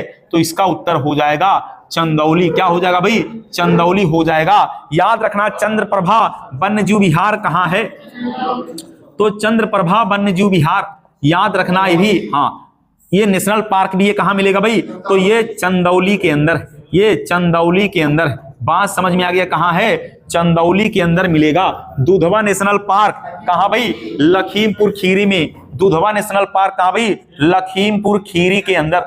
दुधवा नेशनल पार्क याद रखना है, ये आपको मिलेगा लखीमपुर खीरी के अंदर। लखीमपुर खीरी में स्थित है क्या, दुधवा नेशनल पार्क लखीमपुर खीरी में है। अगला सवाल बताइएगा कि भारत के अंदर ग्राम प्रधान का चुनाव लड़ने के लिए उम्र कितना होना चाहिए, तो याद रखना है, हाँ उत्तर प्रदेश हो चाहे भारत की बात करे तो अगर पूछा जाए कि गांव में जो है ग्राम पंचायत का सदस्य, ग्राम पंचायत सदस्य या मुखिया बनने के लिए के लिए जो न्यूनतम उम्र है, जो न्यूनतम आयु है वो कितना होना चाहिए? यह होना चाहिए 21 वर्ष होना चाहिए। और विधायक बनना है, विधानसभा में जाना है तो न्यूनतम आयु सीमा कितना? हाँ 25 साल होना चाहिए। विधान परिषद में जाना है तो उसके लिए कितना होना चाहिए? 30 साल होना चाहिए। कितना होना चाहिए भाई? 30 साल होना चाहिए। बात समझ में आ गया भाई? चलिए, तो यहां पर हाँ अभी जो है हम लोग क्लास ले रहे हैं सिद्धार्थनगर सदर, यहाँ के जो है विधायक जी हैं श्याम धनी राही जी। तो विधायक बनने के लिए न्यूनतम आयु कितना तो होना चाहिए? कितना? 25 वर्ष होना चाहिए। हाँ, अगर हम बात करें यहाँ के जो है विधान परिषद के सदस्य कौन है भाई? श्री ध्रुव कुमार त्रिपाठी जी हैं। तो ध्रुव कुमार त्रिपाठी जी जो हैं, याद रखना अगर विधान परिषद में बनना है तो कितना होना चाहिए? तो 30 साल होना चाहिए। और जगदंबिका पाल, सिद्धार्थनगर का लाल जगदंबिका पाल वाला चुनाव लड़ना है, अर्थात आपको लोकसभा में जाना है तो कितना होना चाहिए? न्यूनतम आयु 25 साल होना चाहिए। और आपको अगर जो है राज्यसभा का सदस्य बनना है तो कितना होना चाहिए? 30 वर्ष जो है आपका न्यूनतम आयु सीमा होना चाहिए। कितना होना चाहिए भाई? 30 साल होना चाहिए। अगला सवाल बताइएगा कि राज्यसभा का सभापति, राज्यसभा का हाँ सभापति कौन होता भाई? तो ये उपराष्ट्रपति होते हैं। और उपराष्ट्रपति होते हैं, याद रखना है, ये उस सदन के सभापति हैं जिसके मेंबर भी नहीं है। याद रखना है, हाँ ये जो है वह कौन सा व्यक्ति होता है जो उस सदन का तो सभापति होता है लेकिन उस सदन का सदस्य नहीं होता। तो उपराष्ट्रपति ये जो है राज्यसभा के सभापति के रूप में अध्यक्षता करते हैं, अध्यक्ष के रूप में अध्यक्षता करते हैं, लेकिन ये किसी भी सदन के सदस्य नहीं होते। तो राष्ट्रपति और उपराष्ट्रपति ये न तो लोकसभा के सदस्य होते हैं और ना ही राज्यसभा के सदस्य होते हैं। दोनों में से किसी के सदस्य नहीं हैं, लेकिन उसके बाद भी जो राष्ट्रपति हैं वो संसद के अभिन्न अंग हैं, अर्थात संसद के वो अभिन्न अंग हैं। बिना उनके दस्तखत के कोई भी कानून पारित नहीं हो सकता। अगला सवाल बताइएगा कि 106वां संविधान संशोधन जो 2023 में आया भाई। हाँ 106वां संविधान संशोधन याद रखना है, ये 2023 में आया भाई। हाँ 106वां संविधान संशोधन याद रखना है, ये लेटेस्ट वाला है भाई, ये आया 2023 में। अब तक कुल 106 संविधान संशोधन हो चुके हैं। तो इसमें जो महिलाओं को क्या दिया गया भाई? महिलाओं को आरक्षण दिया गया। और कौन सा आरक्षण भाई? लोकसभा और विधानसभा। तो लोकसभा, विधानसभा, राज्यसभा में हाँ यहां पर जो है 33% सीट जो है के आरक्षण का प्रावधान किया गया। कितना? 33% सीटों पर आरक्षण का प्रावधान किया गया। वैसे भी पंचायती राज प्रधानी का समय चल रहा है, तो प्रधानी वाले में महिलाओं के लिए 33% सीट क्या है? आरक्षित है। कितना भाई? 33% सीट आरक्षित है। बताइएगा वह कौन सा शासक था जिसने श्रीरंगपट्टनम में स्वतंत्रता का वृक्ष लगवाया था? तो ट्री ऑफ इक्वलिटी या स्वतंत्रता का वृक्ष किसने लगाया भाई? तो स्वतंत्रता का वृक्ष जो है इसने लगाया श्रीरंगपट्टनम में। कहां लगाया था? श्रीरंगपट्टनम में लगाया था। किसने? तो याद रखना है टीपू सुल्तान। क्या नाम था भाई? टीपू सुल्तान के द्वारा हाँ स्वतंत्रता का वृक्ष लगवाया गया था। कहां पर जो है? तो श्रीरंगपट्टनम में लगाया गया था। अगला सवाल बताइएगा कि हाई कोर्ट की स्थापना, हाँ हाई कोर्ट भारत में, हाई कोर्ट की स्थापना भारत में कब हुआ? तो बताइएगा 1862 में। कितने हाई कोर्ट बने भाई? 3 हाई कोर्ट। एक बन गया भाई कलकत्ता, मद्रास और बंबई। कलकत्ता, मद्रास और बंबई में 3 हाई कोर्ट 1862 में बने। और इलाहाबाद हाई कोर्ट बना 1866 में बना। इलाहाबाद हाई कोर्ट 1866 में बना है। और इलाहाबाद हाई कोर्ट में दुनिया के सबसे ज्यादा 160 जजों की नियुक्ति जो है इसमें प्रावधान है, अर्थात 160 जज जो है की नियुक्ति की स्वीकृति मिली है इलाहाबाद हाई कोर्ट में। जो दुनिया में सबसे ज्यादा जजों वाला जो है हाई कोर्ट कौन सा हो जाता है? इलाहाबाद हाई कोर्ट हो जाता है। लेकिन सबसे ज्यादा अगर खंडपीठ या बेंचें पूछा जाए तो गुवाहाटी हाई कोर्ट में सबसे ज्यादा बेंचें हैं। तो ये वाला याद रखना है, सबसे ज्यादा जो है बेंचें कहां मिलेंगी आपको? तो गुवाहाटी हाई कोर्ट के अंदर मिलेगा। तो भारत माता मंदिर कहां भाई? भारत माता मंदिर कहां है? बनारस के अंदर भारत माता मंदिर भाई। तो भारत माता मंदिर ये मिलेगा कहां पर? तो वाराणसी के अंदर। हाँ वाराणसी में भारत माता मंदिर स्थित है? बनारस के अंदर क्या है? भारत माता मंदिर कहाँ है? बनारस के अंदर है। आप बताइएगा कि दक्षिण भारत की जो मंदिरें हैं वो किस शैली में बनी है भाई? तो वो तो हाँ, कौन सी शैली भाई? दक्षिण भारत की जो मंदिरें हैं कौन सी शैली में? तो दक्षिण भारत में द्रविड़ शैली। दक्षिण भारत में क्या? द्रविड़ शैली। और अगर दक्षिण और उत्तर दोनों मिला के बनाया जाए तो बेसर शैली। हाँ, तो उत्तर भारत में जो मंदिरें दक्षिण भारत के आधार पर बनी हैं उसे क्या कहा जाता है? बेसर शैली। हाँ, बेसन नहीं बताना है, बेसर शैली। तो उत्तर भारत और दक्षिण भारत दोनों शैलियों को मिलाने से क्या बन गया भाई? बेसर शैली बन गया। बात समझ में आया भाई? तो उत्तर भारत प्लस दक्षिण भारत की शैली, दक्षिण भारत, इन दोनों की जो शैली है, इनकी जो शैली है ये कैसी हो जाएगा भाई? हाँ, मंदिर की जो शैली इसको कहते हैं बेसर शैली। क्या कहते हैं? बेसर शैली। तो बेसर शैली जो है ये आपको मिलेंगी। बात समझ में आ गया भाई? तो बेसर शैली उत्तर भारत और दक्षिण भारत दोनों को मिलाकर जो मंदिर बनाए गए हैं उसको बेसर शैली क्या कहा जाता है भाई? बेसर शैली के रूप में जाना जाता है। बात समझ में आ गया भाई? तो राष्ट्रपति शासन को निरस्त करने का पावर किसके पास है? तो राष्ट्रपति के पास ही। राष्ट्रपति का शासन कौन निरस्त करेगा भाई? तो राष्ट्रपति शासन राष्ट्रपति ही हटाएगा। वैसे राष्ट्रपति शासन अनुच्छेद 300, हाँ, राष्ट्रपति शासन 356, राष्ट्रपति शासन 356। तो राष्ट्रपति शासन जो है 356 बताना है। राष्ट्रपति शासन क्या बताना भाई? 356। समझ में आ गया भाई? चलिए,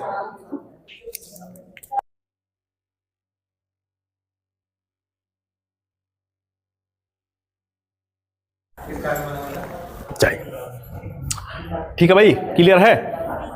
चलिए और भी सवाल पर बात करते हैं। तो बात किया जाएगा, हाँ, दशावतार मंदिर कहाँ स्थित है भाई? तो दशावतार याद रखना है, तो उत्तर प्रदेश में दशावतार मंदिर, हाँ, ये पंचायतन शैली में ललितपुर में भाई, ये पंचायतन शैली में बना हुआ है, पंचायतन शैली। और ये कहां पर? तो ललितपुर के अंदर है। कहां है भाई? तो ललितपुर के अंदर है। तो याद रखना है, दशावतार मंदिर जो है पंचायतन शैली में बना हुआ है और कहां स्थित है? ललितपुर में स्थित है। चलिए बताएं, निर्यात, हाँ, निर्यात तत्परता सूचकांक, निर्यात तत्परता सूचकांक कौन जारी करता है?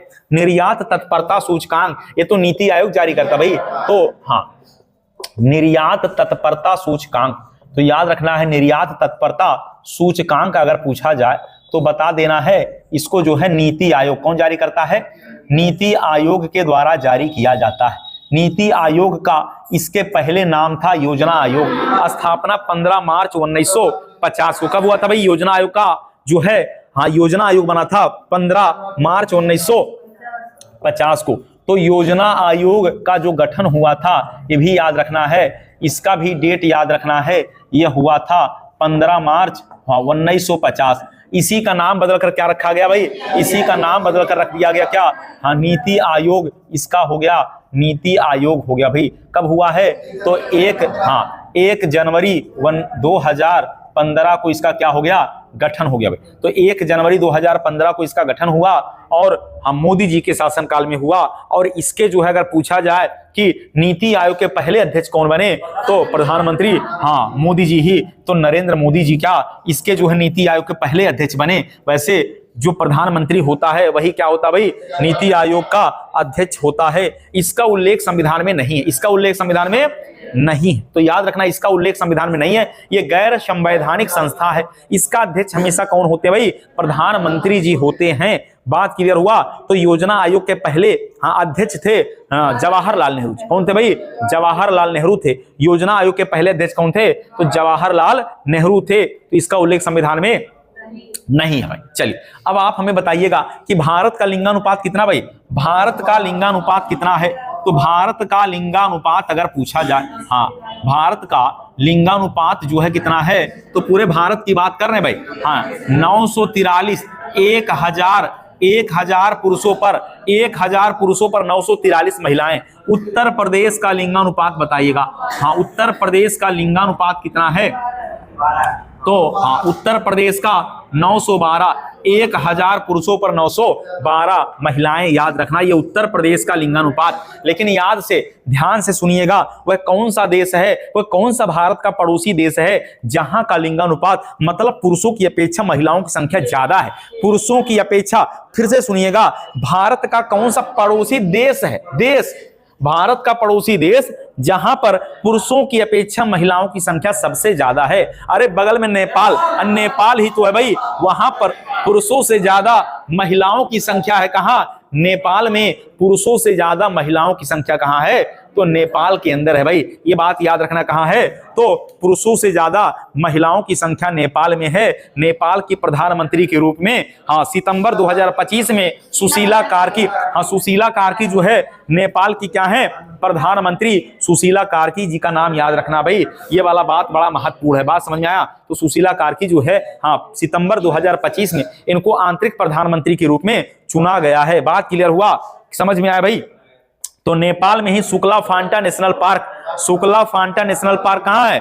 नेपाल में सुकला फांटा नेशनल पार्क है। नेपाल, सार्क का मुख्यालय काठमांडू में भाई, सार्क का मुख्यालय काठमांडू में है। याद रखना, पशुपति मंदिर भी कहां है? काठमांडू के अंदर है। और बेगम हजरत महल का मकबरा भी काठमांडू में। बेगम हजरत महल का मकबरा कहां है?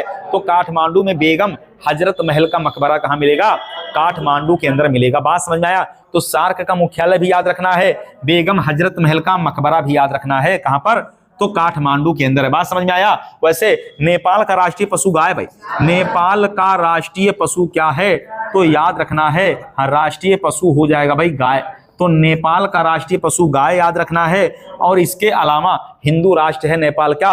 हिंदू राष्ट्र, ये भी याद रखना भाई। समझ में आ गया? चलिए, तो एक सवाल और बता देते हैं। बताइएगा कि सम्राट अशोक ने अपने राज्याभिषेक के कईवें वर्ष लुम्बिनी की यात्रा किया था भाई? तो अपने राज्याभिषेक के 20वें वर्ष, सम्राट अशोक ने जो है, अशोक ने अपने राज्याभिषेक के, तो अपने राज्याभिषेक के 20वें वर्ष, क्या 20वें वर्ष क्या किया था भाई? लुम्बिनी की यात्रा, लुम्बिनी की यात्रा किया था भाई।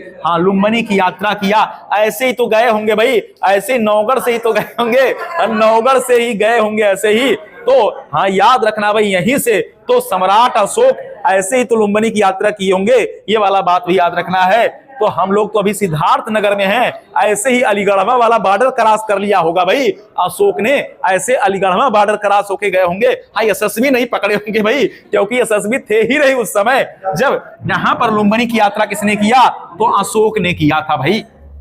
तो अपने राज्याभिषेक के कैवें वर्ष, 20वें वर्ष लुम्बिनी की यात्रा किसने किया था? तो सम्राट अशोक ने किया था। बात समझ में आया? चलिए अगला बताइएगा, उत्तर प्रदेश में VAT वैल्यू एडेड टैक्स कब लागू हुआ भाई?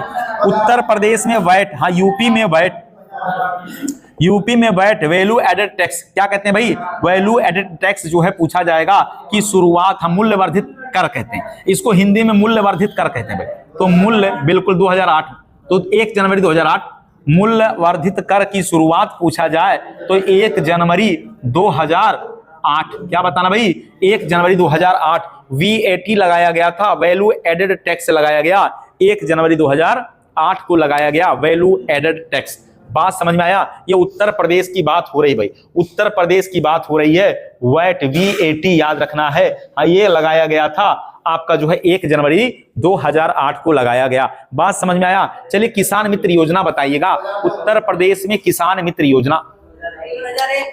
तो किसान मित्र योजना अगर पूछा जाए, किसान मित्र योजना अगर पूछा जाए तो क्या हो जाएगा भाई? 18 जून 2001 बताना है, 18 जून 2001 बताना है आपको। उत्तर प्रदेश में चकबंदी योजना, उत्तर प्रदेश में चकबंदी योजना, तो ये 1954 बताना है।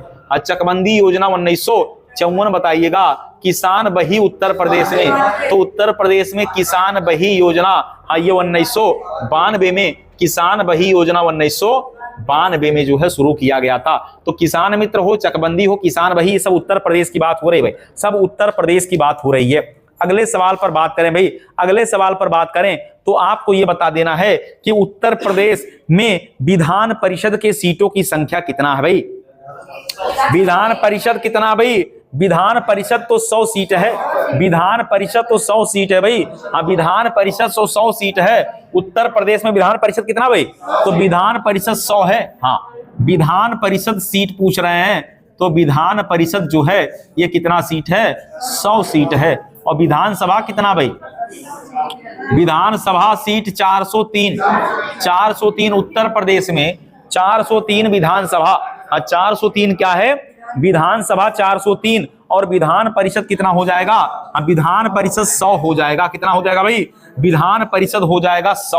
और लोकसभा 80। लोकसभा 80। राज्यसभा कितना? 31। राज्यसभा सीट कितना है? तो 31 सीट क्या हो जाएगा? राज्यसभा हो जाएगा। राष्ट्रीय जांच एजेंसी अधिनियम किस वर्ष? राष्ट्रीय जांच एजेंसी किस वर्ष जो है अधिनियमित हुआ? तो 2008।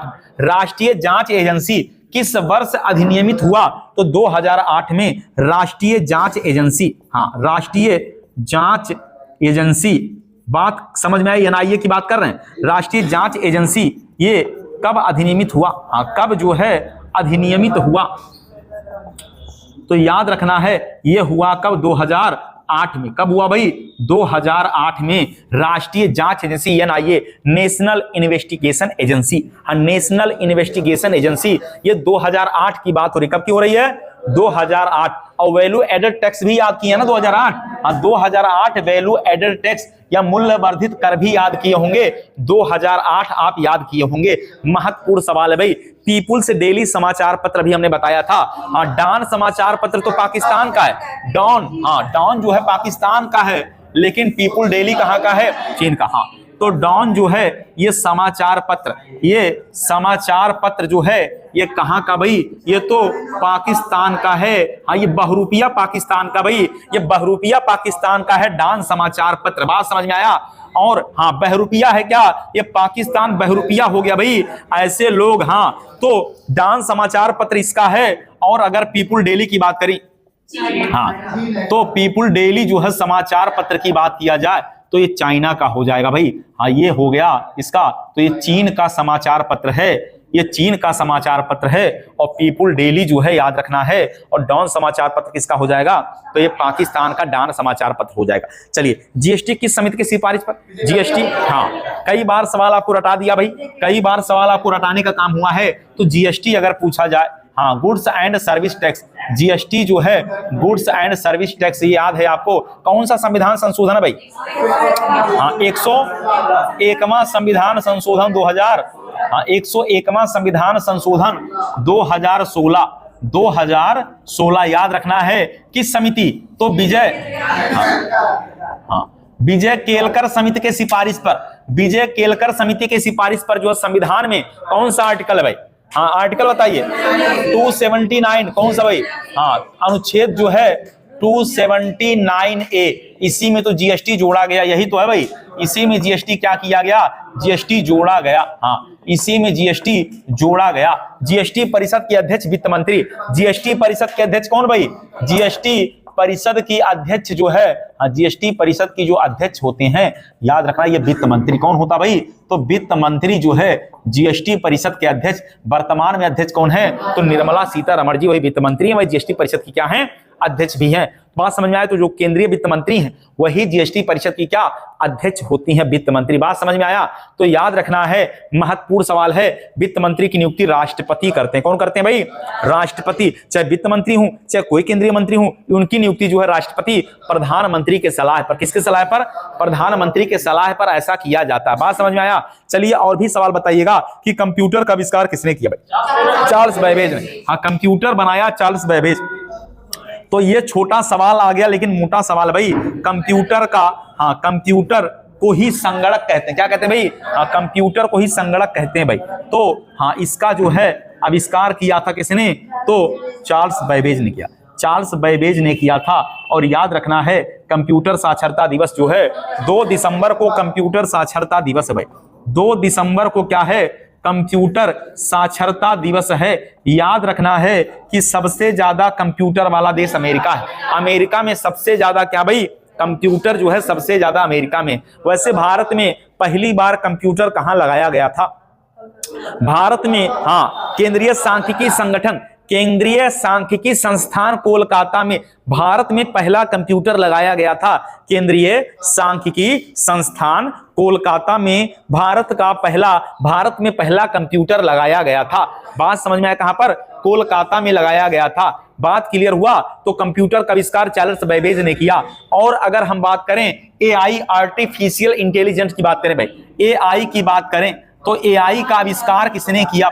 हाँ, इसका जो है आविष्कार किसने किया? तो नाम क्या भाई? हाँ, जॉन मैकार्थी नाम है भाई। जॉन मैकार्थी जो है यही एआई के जनक है। यही एआई के क्या माने जाते हैं भाई? यही जो एआई के जनक माने जाते हैं। तो एआई के जनक जॉन मैकार्थी का नाम याद रखना है। आर्टिफिशियल इंटेलिजेंस की बात कर रहे हैं, आर्टिफिशियल इंटेलिजेंस की बात कर रहे हैं। समझ में आया भाई इतनी बातें? चलिए और भी सवाल पर बात कर लेते हैं। अगला सवाल बताएगा एफआईआर का पूरा नाम क्या है? तो फर्स्ट इंफॉर्मेशन रिपोर्ट क्या नाम हो जाएगा भाई? First information report. हाँ, फर्स्ट इंफॉर्मेशन रिपोर्ट हो जाएगा भाई, फर्स्ट इंफॉर्मेशन रिपोर्ट। अभी ईएफआईआर शुरू किया है दिल्ली ने। अभी ईएफआईआर, ई0 एफआईआर किसने शुरू किया है? तो दिल्ली ने ईएफआईआर पहल शुरू किया है, दिल्ली ने। तो फर्स्ट इंफॉर्मेशन रिपोर्ट जो है यही क्या है? एफआईआर का पूरा नाम है। चलिए बताइए पुलिस का जनक किसे माना जाता है? पुलिस का जनक तो लॉर्ड कॉर्नवालिस को सिविल सेवा का जनक, और पुलिस का जनक भी कौन है? लॉर्ड कॉर्नवालिस को कहा जाता भाई सिविल सेवा का जनक। सिविल सेवा का क्या हो जाएगा? जनक, या इसी को तो कहते हैं पुलिस का जनक। क्या कहते हैं भाई? पुलिस का जनक अगर पूछा जाएगा तो बताना है क्या? Lord Cornwallis. हाँ, लॉर्ड कॉर्नवालिस को ही पुलिस का जनक कहा जाता है। लॉर्ड कॉर्नवालिस को सिविल सेवा का जनक कहा जाता है। इसका कब्र आपको कहाँ मिलेगा? गाजीपुर के अंदर जो है इसका कब्र है। और वास्को डिगामा का कब्र कहाँ है? तो कोचीन के अंदर केरल में है। वास्को डिगामा जो 1498 में आया था। और हाँ, अगर पूछा जाए तो केरल के राजा जो थे जमोरियन, हाँ जमोरियन ने उसका क्या स्वागत किया था? और स्वागत किया था जमोरियन। और वास्को डिगामा, हाँ वास्को डिगामा 1498 में जब आया तो वास्को डिगामा का स्वागत किसने किया? जमोरियन ने स्वागत किया। और कालीकट नामक बंदरगाह पर, कहां पर? कालीकट नामक बंदरगाह। कालीकट कहां मिलेगा? कोचीन में मिलेगा, कोचीन में मिलेगा। तो कालीकट नामक बंदरगाह पर स्वागत किया। और जब यहां से वास्को डिगामा जाने लगा तो मसाला लेकर गया था। क्या मसाला लेकर गया था? कहां? पुर्तगाल। कहां ले गया भाई?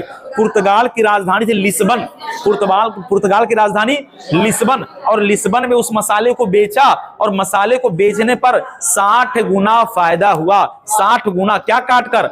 यातायात, आने जाने का किराया सब घटा के उसको 60 गुना ज्यादा क्या हो गया? फायदा हुआ था। किसको?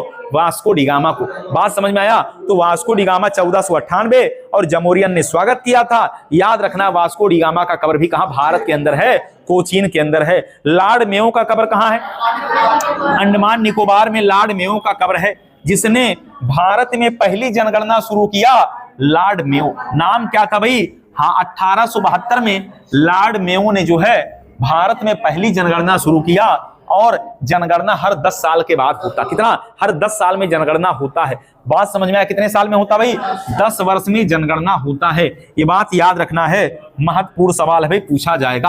हाँ, जनगणना प्रत्येक 10 साल में होता है। रिपन ने 1881 में नियमित जनगणना शुरू किया था। तो नियमित जनगणना किसने शुरू किया भाई? हाँ, तो नियमित जनगणना यह शुरू किया था भाई लॉर्ड रिपन ने।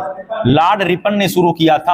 हाँ, 1881 में। कब शुरू किया भाई? 1881 में लॉर्ड रिपन ने नियमित जनगणना शुरू किया। स्थानीय स्वशासन का जनक भी कौन है? लॉर्ड रिपन को स्थानीय स्वशासन का जनक माना जाता है। बताइए कंजर्वेटिव पार्टी ने साइमन कमीशन का गठन कब किया था?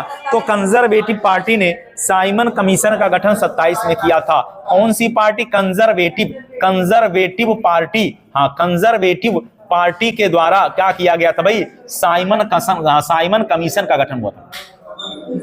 तो साइमन कमीशन का गठन हुआ था कब? तो 1927 में साइमन कमीशन का गठन हुआ था। आया था 1928 में। आया था 28 में। बात समझ में आया भाई? आया कब था? 1928 में आया था। तो बैंकों का banker RBI, reserve bank of India को क्या कहते हैं भाई? बैंकों का बैंकर कहते हैं। बैंकों का बैंकर या बैंकों का बैंक। हाँ, बैंकों का बैंक अगर पूछा जाए तो ये कहा जाता है किसको, reserve bank of India, RBI को कहा जाता है। वैसे आरबीआई की स्थापना कब हुआ, 1935 में। कब हुआ था भाई, हाँ 1935 में आरबीआई की स्थापना 1935, भारत शासन अधिनियम 1935। तो याद रखना है, हाँ इसका स्थापना भी याद रखना भाई। तो 1935 में इसकी स्थापना हुआ था, रिजर्व बैंक ऑफ इंडिया। मुख्यालय इसका मुंबई में, कहा भाई, हाँ मुंबई में। तो आरबीआई के गवर्नर कौन है इस समय, आज जो है वर्तमान में आरबीआई के गवर्नर अगर पूछा जाए, हाँ तो क्या नाम है भाई, हाँ संजय मल्होत्रा। हाँ संजय मल्होत्रा भाई, संजय मल्होत्रा ये आरबीआई के वर्तमान में क्या है, गवर्नर है। तो रिजर्व बैंक ऑफ इंडिया के गवर्नर संजय मल्होत्रा है। हाँ बात समझ में आ गया भाई, क्लियर हो गया इतनी बातें। रिजर्व बैंक ऑफ इंडिया के गवर्नर कौन हो जाएंगे, तो संजय मल्होत्रा हो जाएंगे। आप हमें बताइएगा कि सिपकीला दर्रा कहाँ है, सिपकीला दर्रा कहाँ भाई, तो सिपकीला दर्रा हिमाचल प्रदेश के अंदर है। हाँ सिपकीला कहाँ भाई, हाँ शिपकीला की बात कर रहे हैं, सिपकीला दर्रा की बात कर रहे हैं, कहाँ है, तो हिमाचल प्रदेश के अंदर है, हिमाचल प्रदेश के अंदर है सिपकीला दर्रा। हाँ नाथूला दर्रा जब पूछा जाएगा तब बताइएगा, तो नाथूला दर्रा कहाँ है भाई, हाँ सिक्किम के अंदर है। नाथूला दर्रा कहाँ हो जाएगा, सिक्किम के अंदर हो जाएगा। और नीति दर्रा या माना दर्रा, हाँ नीति दर्रा या माना दर्रा, नीति दर्रा हो या माना दर्रा, ये उत्तराखंड में, ये कहाँ है, उत्तराखंड में है। बताइएगा भोर घाट कहाँ दर्रा, भोर घाट दर्रा कहाँ है, महाराष्ट्र के अंदर है। भोर घाट दर्रा ये कहाँ मिलेगा भाई, तो महाराष्ट्र के अंदर मिलेगा। चलिए पाल घाट दर्रा बताइएगा, पाल घाट दर्रा जो है ये केरल के अंदर है। आप बताइए थाल घाट दर्रा कहाँ, थाल घाट दर्रा ये महाराष्ट्र के अंदर है, कहाँ है, तो ये महाराष्ट्र के अंदर है। थाल घाट महाराष्ट्र, भोर घाट महाराष्ट्र, पाल घाट केरल में। पाल घाट कहाँ, केरल के अंदर है पाल घाट। बात समझ में आया। चलिए सिक्किम की स्थापना 1975 में, कब हुआ है, सिक्किम की स्थापना 1975 में हुआ है। त्रिपुरा की स्थापना 1972, हाँ त्रिपुरा की स्थापना, त्रिपुरा 1972 में बना है। चलिए हाँ बताइएगा सिक्किम कब बना है, सिक्किम बना है हाँ 1975 में बना है सिक्किम।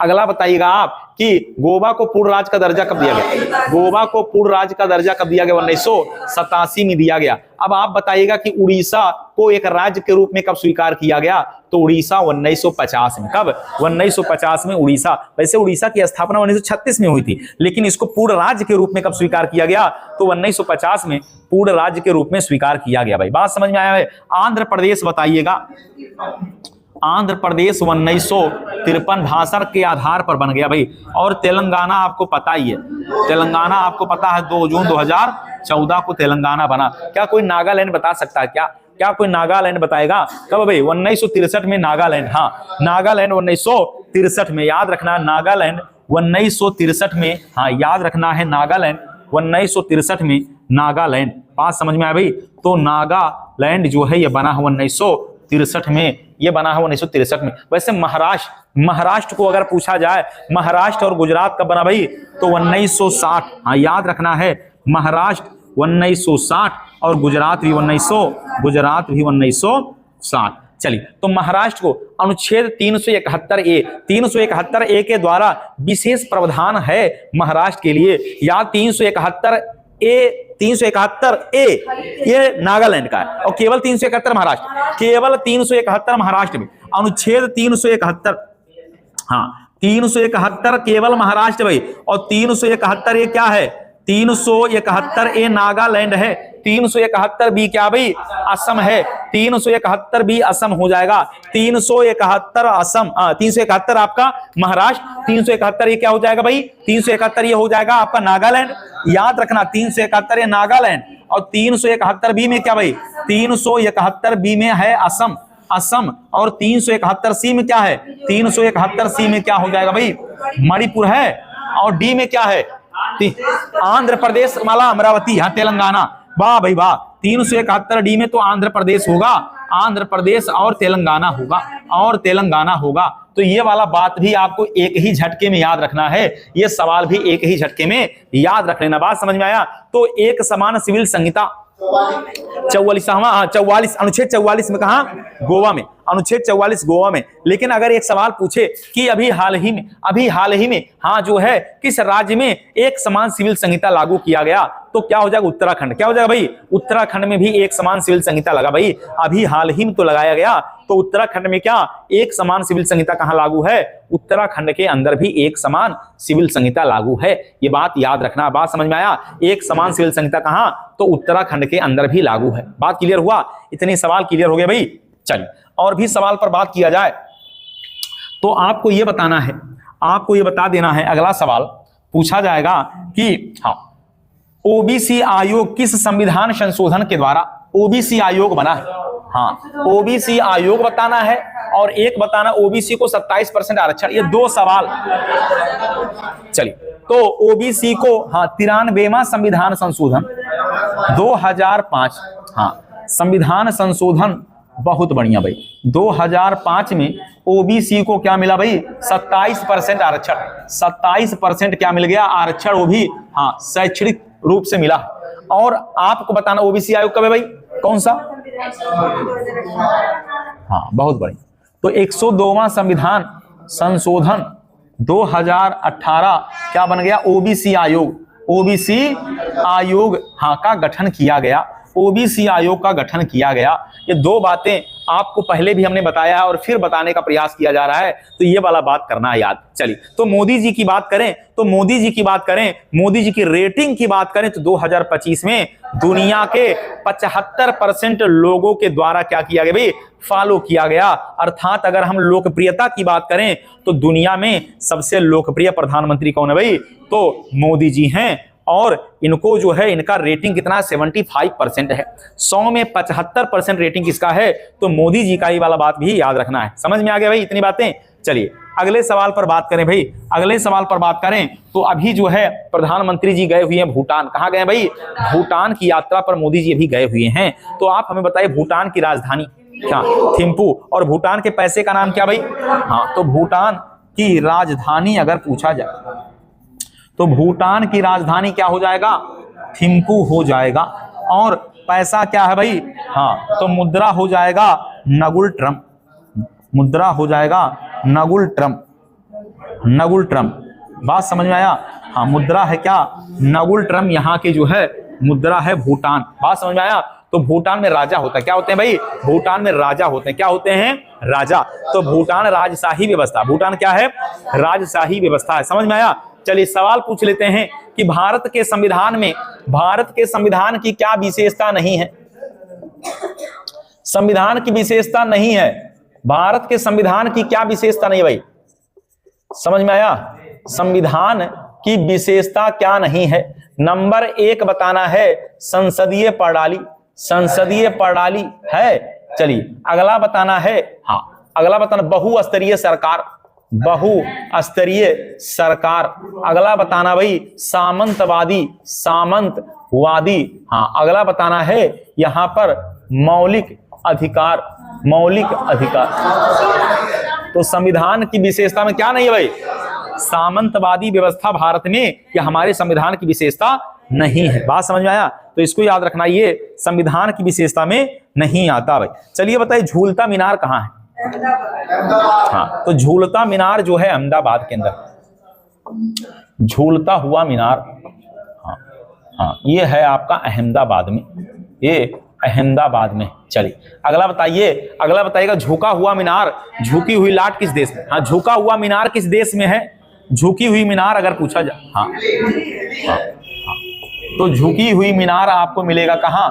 इटली के अंदर मिलेगा। कहां पर? इटली के अंदर मिलेगा झुका हुआ लाट। हाँ भाई हाँ तो याद रखना झुका हुआ मीनार और ये इटली में, और झूलता हुआ मीनार भारत के अहमदाबाद में। भारत के अहमदाबाद में है भाई। बात समझ में आ गया भाई? तो झूलता हुआ मीनार और झुकी हुई मीनार ये दोनों बातें याद रखना, पूछा जाएगा। समझ में आ गया भाई इतनी बातें? चलिए और भी सवाल पर बात किया जाएगा भाई। आज जो है ये हम लोगों का पूरा एक महामैराथन वाला क्लास चल रहा भाई। तो होमगार्ड भर्ती और दरोगा दोनों के लिए, और उत्तर प्रदेश पुलिस की तैयारी करने वालों के लिए तो रामबाण है। ये भी क्या है? रामबाण है ये वाला सवाल जो है। तो हाँ, ये सबके लिए भाई, तो दरोगा, होमगार्ड और उत्तर प्रदेश पुलिस, इन तीनों के लिए ये कॉम्बो क्लास चल रहा भाई। और सवाल आप देखेंगे पेपर वाला ही सवाल है भाई, पेपर वाला सवाल ऐसे ही पूछा जाएगा। बात क्लियर हुआ? चलिए, तो औरंगजेब का मकबरा कहाँ है? हाँ, औरंगजेब का मकबरा, औरंगजेब का जो है मकबरा ये स्थित है कहां पर? औरंगाबाद, जिसका नाम क्या हो गया भाई? ये औरंगाबाद का नाम बदलकर क्या हो गया? अरे इसी का नाम तो बदला गया। हाँ, छत्रपति संभाजी, हाँ इसी का नाम तो हो गया भाई क्या? हाँ, छत्रपति संभाजी नगर हो गया भाई। हाँ, संभाजी नगर इसका किया गया, नाम तो इसका बदल दिया गया। चलिए, आप बताइए शाहजहां का मकबरा कहाँ है? शाहजहां का मकबरा कहाँ है? तो शाहजहां का मकबरा अगर पूछा जाए, अरे वही मुमताज और शाहजहां वही तो होंगे भाई, आगरा के नीचे ही तो है भाई, ताजमहल के नीचे। तो इनका मकबरा होगा कहां पर? हाँ, यहीं पर होगा। बात क्लियर हो गया? चलिए, और भी सवाल पर बात कर लेते हैं। अब आप बताइएगा कि जहांगीर का मकबरा कहाँ है? जहांगीर का मकबरा कहाँ है? तो जहांगीर का मकबरा जो है ये पड़ता है कहाँ? लाहौर में। याद रखना, भारत के बाहर है, भारत के बाहर है, याद रखना भाई, भारत के बाहर। चलिए, अकबर का मकबरा बताइएगा।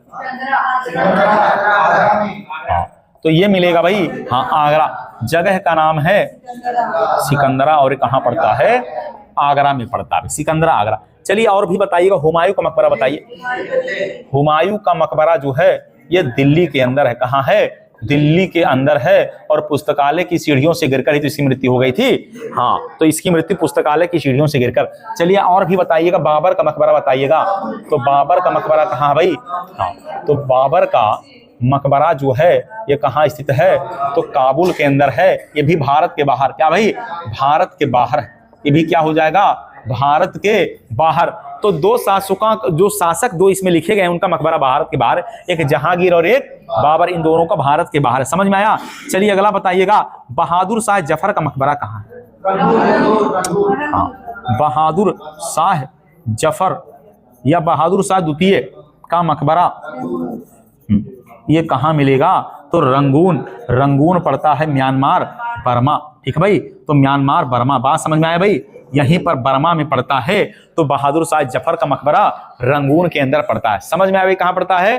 तो रंगून में पड़ता है। ये आपको मकबरा सबका याद रखना है। ऐसे ही सवाल पेपर में आएंगे भाई, सवाल ऐसे ही पेपर में आएंगे, मकबरा से सवाल पूछा जाएगा। और आपको पता होगा कि अगर पूछा जाए रानी लक्ष्मीबाई का मकबरा कहाँ है, तो झांसी की रानी का मकबरा कहाँ भाई?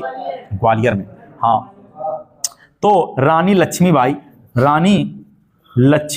का मकबरा, हाँ इनका याद रखना है। लक्ष्मीबाई का मकबरा कहाँ मिले? ग्वालियर में। हाँ, लक्ष्मीबाई का मकबरा कहाँ है? तो ग्वालियर के अंदर है। ग्वालियर मध्य प्रदेश के अंदर है। ग्वालियर मध्य प्रदेश के अंदर ही लक्ष्मीबाई का मकबरा ग्वालियर मध्य प्रदेश के अंदर ही स्थित है। समझ में आ गया भाई? ग्वालियर के अंदर है, तो ये वाला बात भी याद रखना, सवाल ऐसे ही पूछा जाएगा। हास्य गैस किसे कहते हैं बताइएगा? हास्य गैस कौन सा भाई? हाँ, तो हास्य गैस जो है, हाँ कौन सा हंसाने वाली गैस कौन सा है? हाँ, नाइट्रस ऑक्साइड, इसी को हास्य गैस कहते हैं। हाँ, इसी को क्या कहते हैं? NO2 कहते हैं क्या? हाँ, कि N2O कहते हैं? हाँ, क्या कहते हैं भाई? अरे क्लियर करके बताए भाई। हाँ, ये होना चाहिए भाई। हाँ, यही तो है हास्य गैस, यही तो है भाई, N2O है हास्य गैस। चलिए, हाँ मीथेन बताइए, मीथेन को क्या कहते हैं? Marsh gas. मीथेन को कहते हैं मार्स, कहते हैं मार्स गैस, कहते हैं CH4। तो याद रखना है, ये जो मीथेन गैस है ये हाँ कहाँ से मिलेगा भाई? तो जुगाली करते हुए, हाँ पशु, जुगाली मैंने मुंह चलाते हुए, मुंह चला, धान के खेत में, हाँ धान के खेत में भी, हाँ धान के खेत में मिलेगा। गोबर गैस में, गोबर गैस, गोबर से भी निकलने वाला क्या? मीथेन। हाँ, इसी से तो पहाड़ तोड़ा जाता है। पहाड़, बड़े बड़े पहाड़ में विस्फोट इसी से किया जाता है। पहाड़ को तोड़ने में किस गैस का प्रयोग? मीथेन गैस का प्रयोग ही, पहाड़ को तोड़ने में मीथेन गैस का प्रयोग किया जाता है। तो मीथेन को मार्स कहते हैं, CH4 जुगाली करते हुए पशु के मुंह से, धान के खेत में गोबर गैस में क्या निकलता है, तो मीथेन गैस निकलता है। बात समझ में, क्या निकलता है, तो मीथेन गैस यहां से निकलता है। क्लियर हो गया भाई इतनी बातें। चलिए और भी सवाल आपसे पूछा जाएगा, सब हो गया भाई सवाल।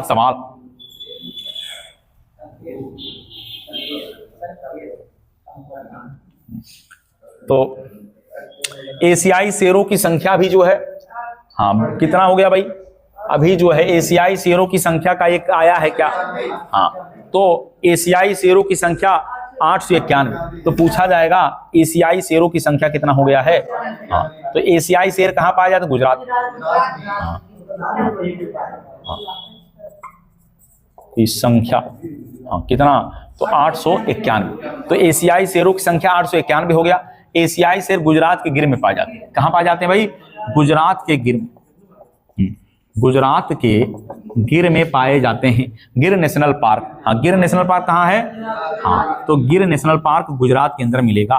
तो गिर नेशनल पार्क गुजरात में, और यहीं पर हाँ एशियाई शेरों की संख्या 891। कितना हो गया भाई, 891 हो गया। चलिए बताइए भारतीय मौसम विज्ञान संस्थान कहाँ है, नई दिल्ली में। हाँ भारतीय मौसम विज्ञान संस्थान नई दिल्ली में। भारतीय मौसम विज्ञान संस्थान, विज्ञान संस्थान कहाँ स्थित है, तो नई दिल्ली के अंदर है। हाँ नई दिल्ली के अंदर है भारतीय मौसम विज्ञान संस्थान, नई दिल्ली के अंदर। इसका काम क्या होता है भाई, मौसम का अनुमान लगाना। क्या लगाना भाई, मौसम का अनुमान लगाना, और ये सारी बातों को बता देना इसका काम होता है। चलिए और भी सवाल आप बताइएगा। ऑस्ट्रेलिया की राजधानी बताइएगा। हाँ ऑस्ट्रेलिया की राजधानी कैनबरा। ऑस्ट्रेलिया की राजधानी क्या भाई, कैनबरा। तो ऑस्ट्रेलिया की राजधानी क्या हो जाएगा, कैनबरा। और मुद्रा क्या भाई, डॉलर। यहाँ क्या चलता है, तो डॉलर चलता है। ऑस्ट्रेलिया में चलता है, डॉलर चलता है ऑस्ट्रेलिया में। समझ में आया भाई, ऑस्ट्रेलिया में क्या चलता है, डॉलर चलता है ऑस्ट्रेलिया में। समझ में आया। शतरंज का आविष्कार कहाँ हुआ, शतरंज का, तो शतरंज का आविष्कार भारत में कहाँ हो गया भाई, हाँ शतरंज का आविष्कार भारत के अंदर हुआ। शतरंज का आविष्कार भारत में, शतरंज जो है इसका आविष्कार भारत में हुआ। बारूद का आविष्कार चीन में। कागज का आविष्कार ये भी चीन में ही हुआ है। ठीक है भाई। पहली बार प्रतियोगी परीक्षा का आयोजन चाइना में। प्रतियोगी परीक्षा भी कहाँ शुरू हुआ था, तो प्रतियोगी परीक्षा की शुरुआत भी अगर पूछा जाए तो ये कहाँ हुआ था भाई, चाइना। हाँ चीन में ही प्रतियोगी परीक्षा की शुरुआत भी कहाँ हुआ था, चाइना के अंदर हुआ था। बात समझ में आ गया।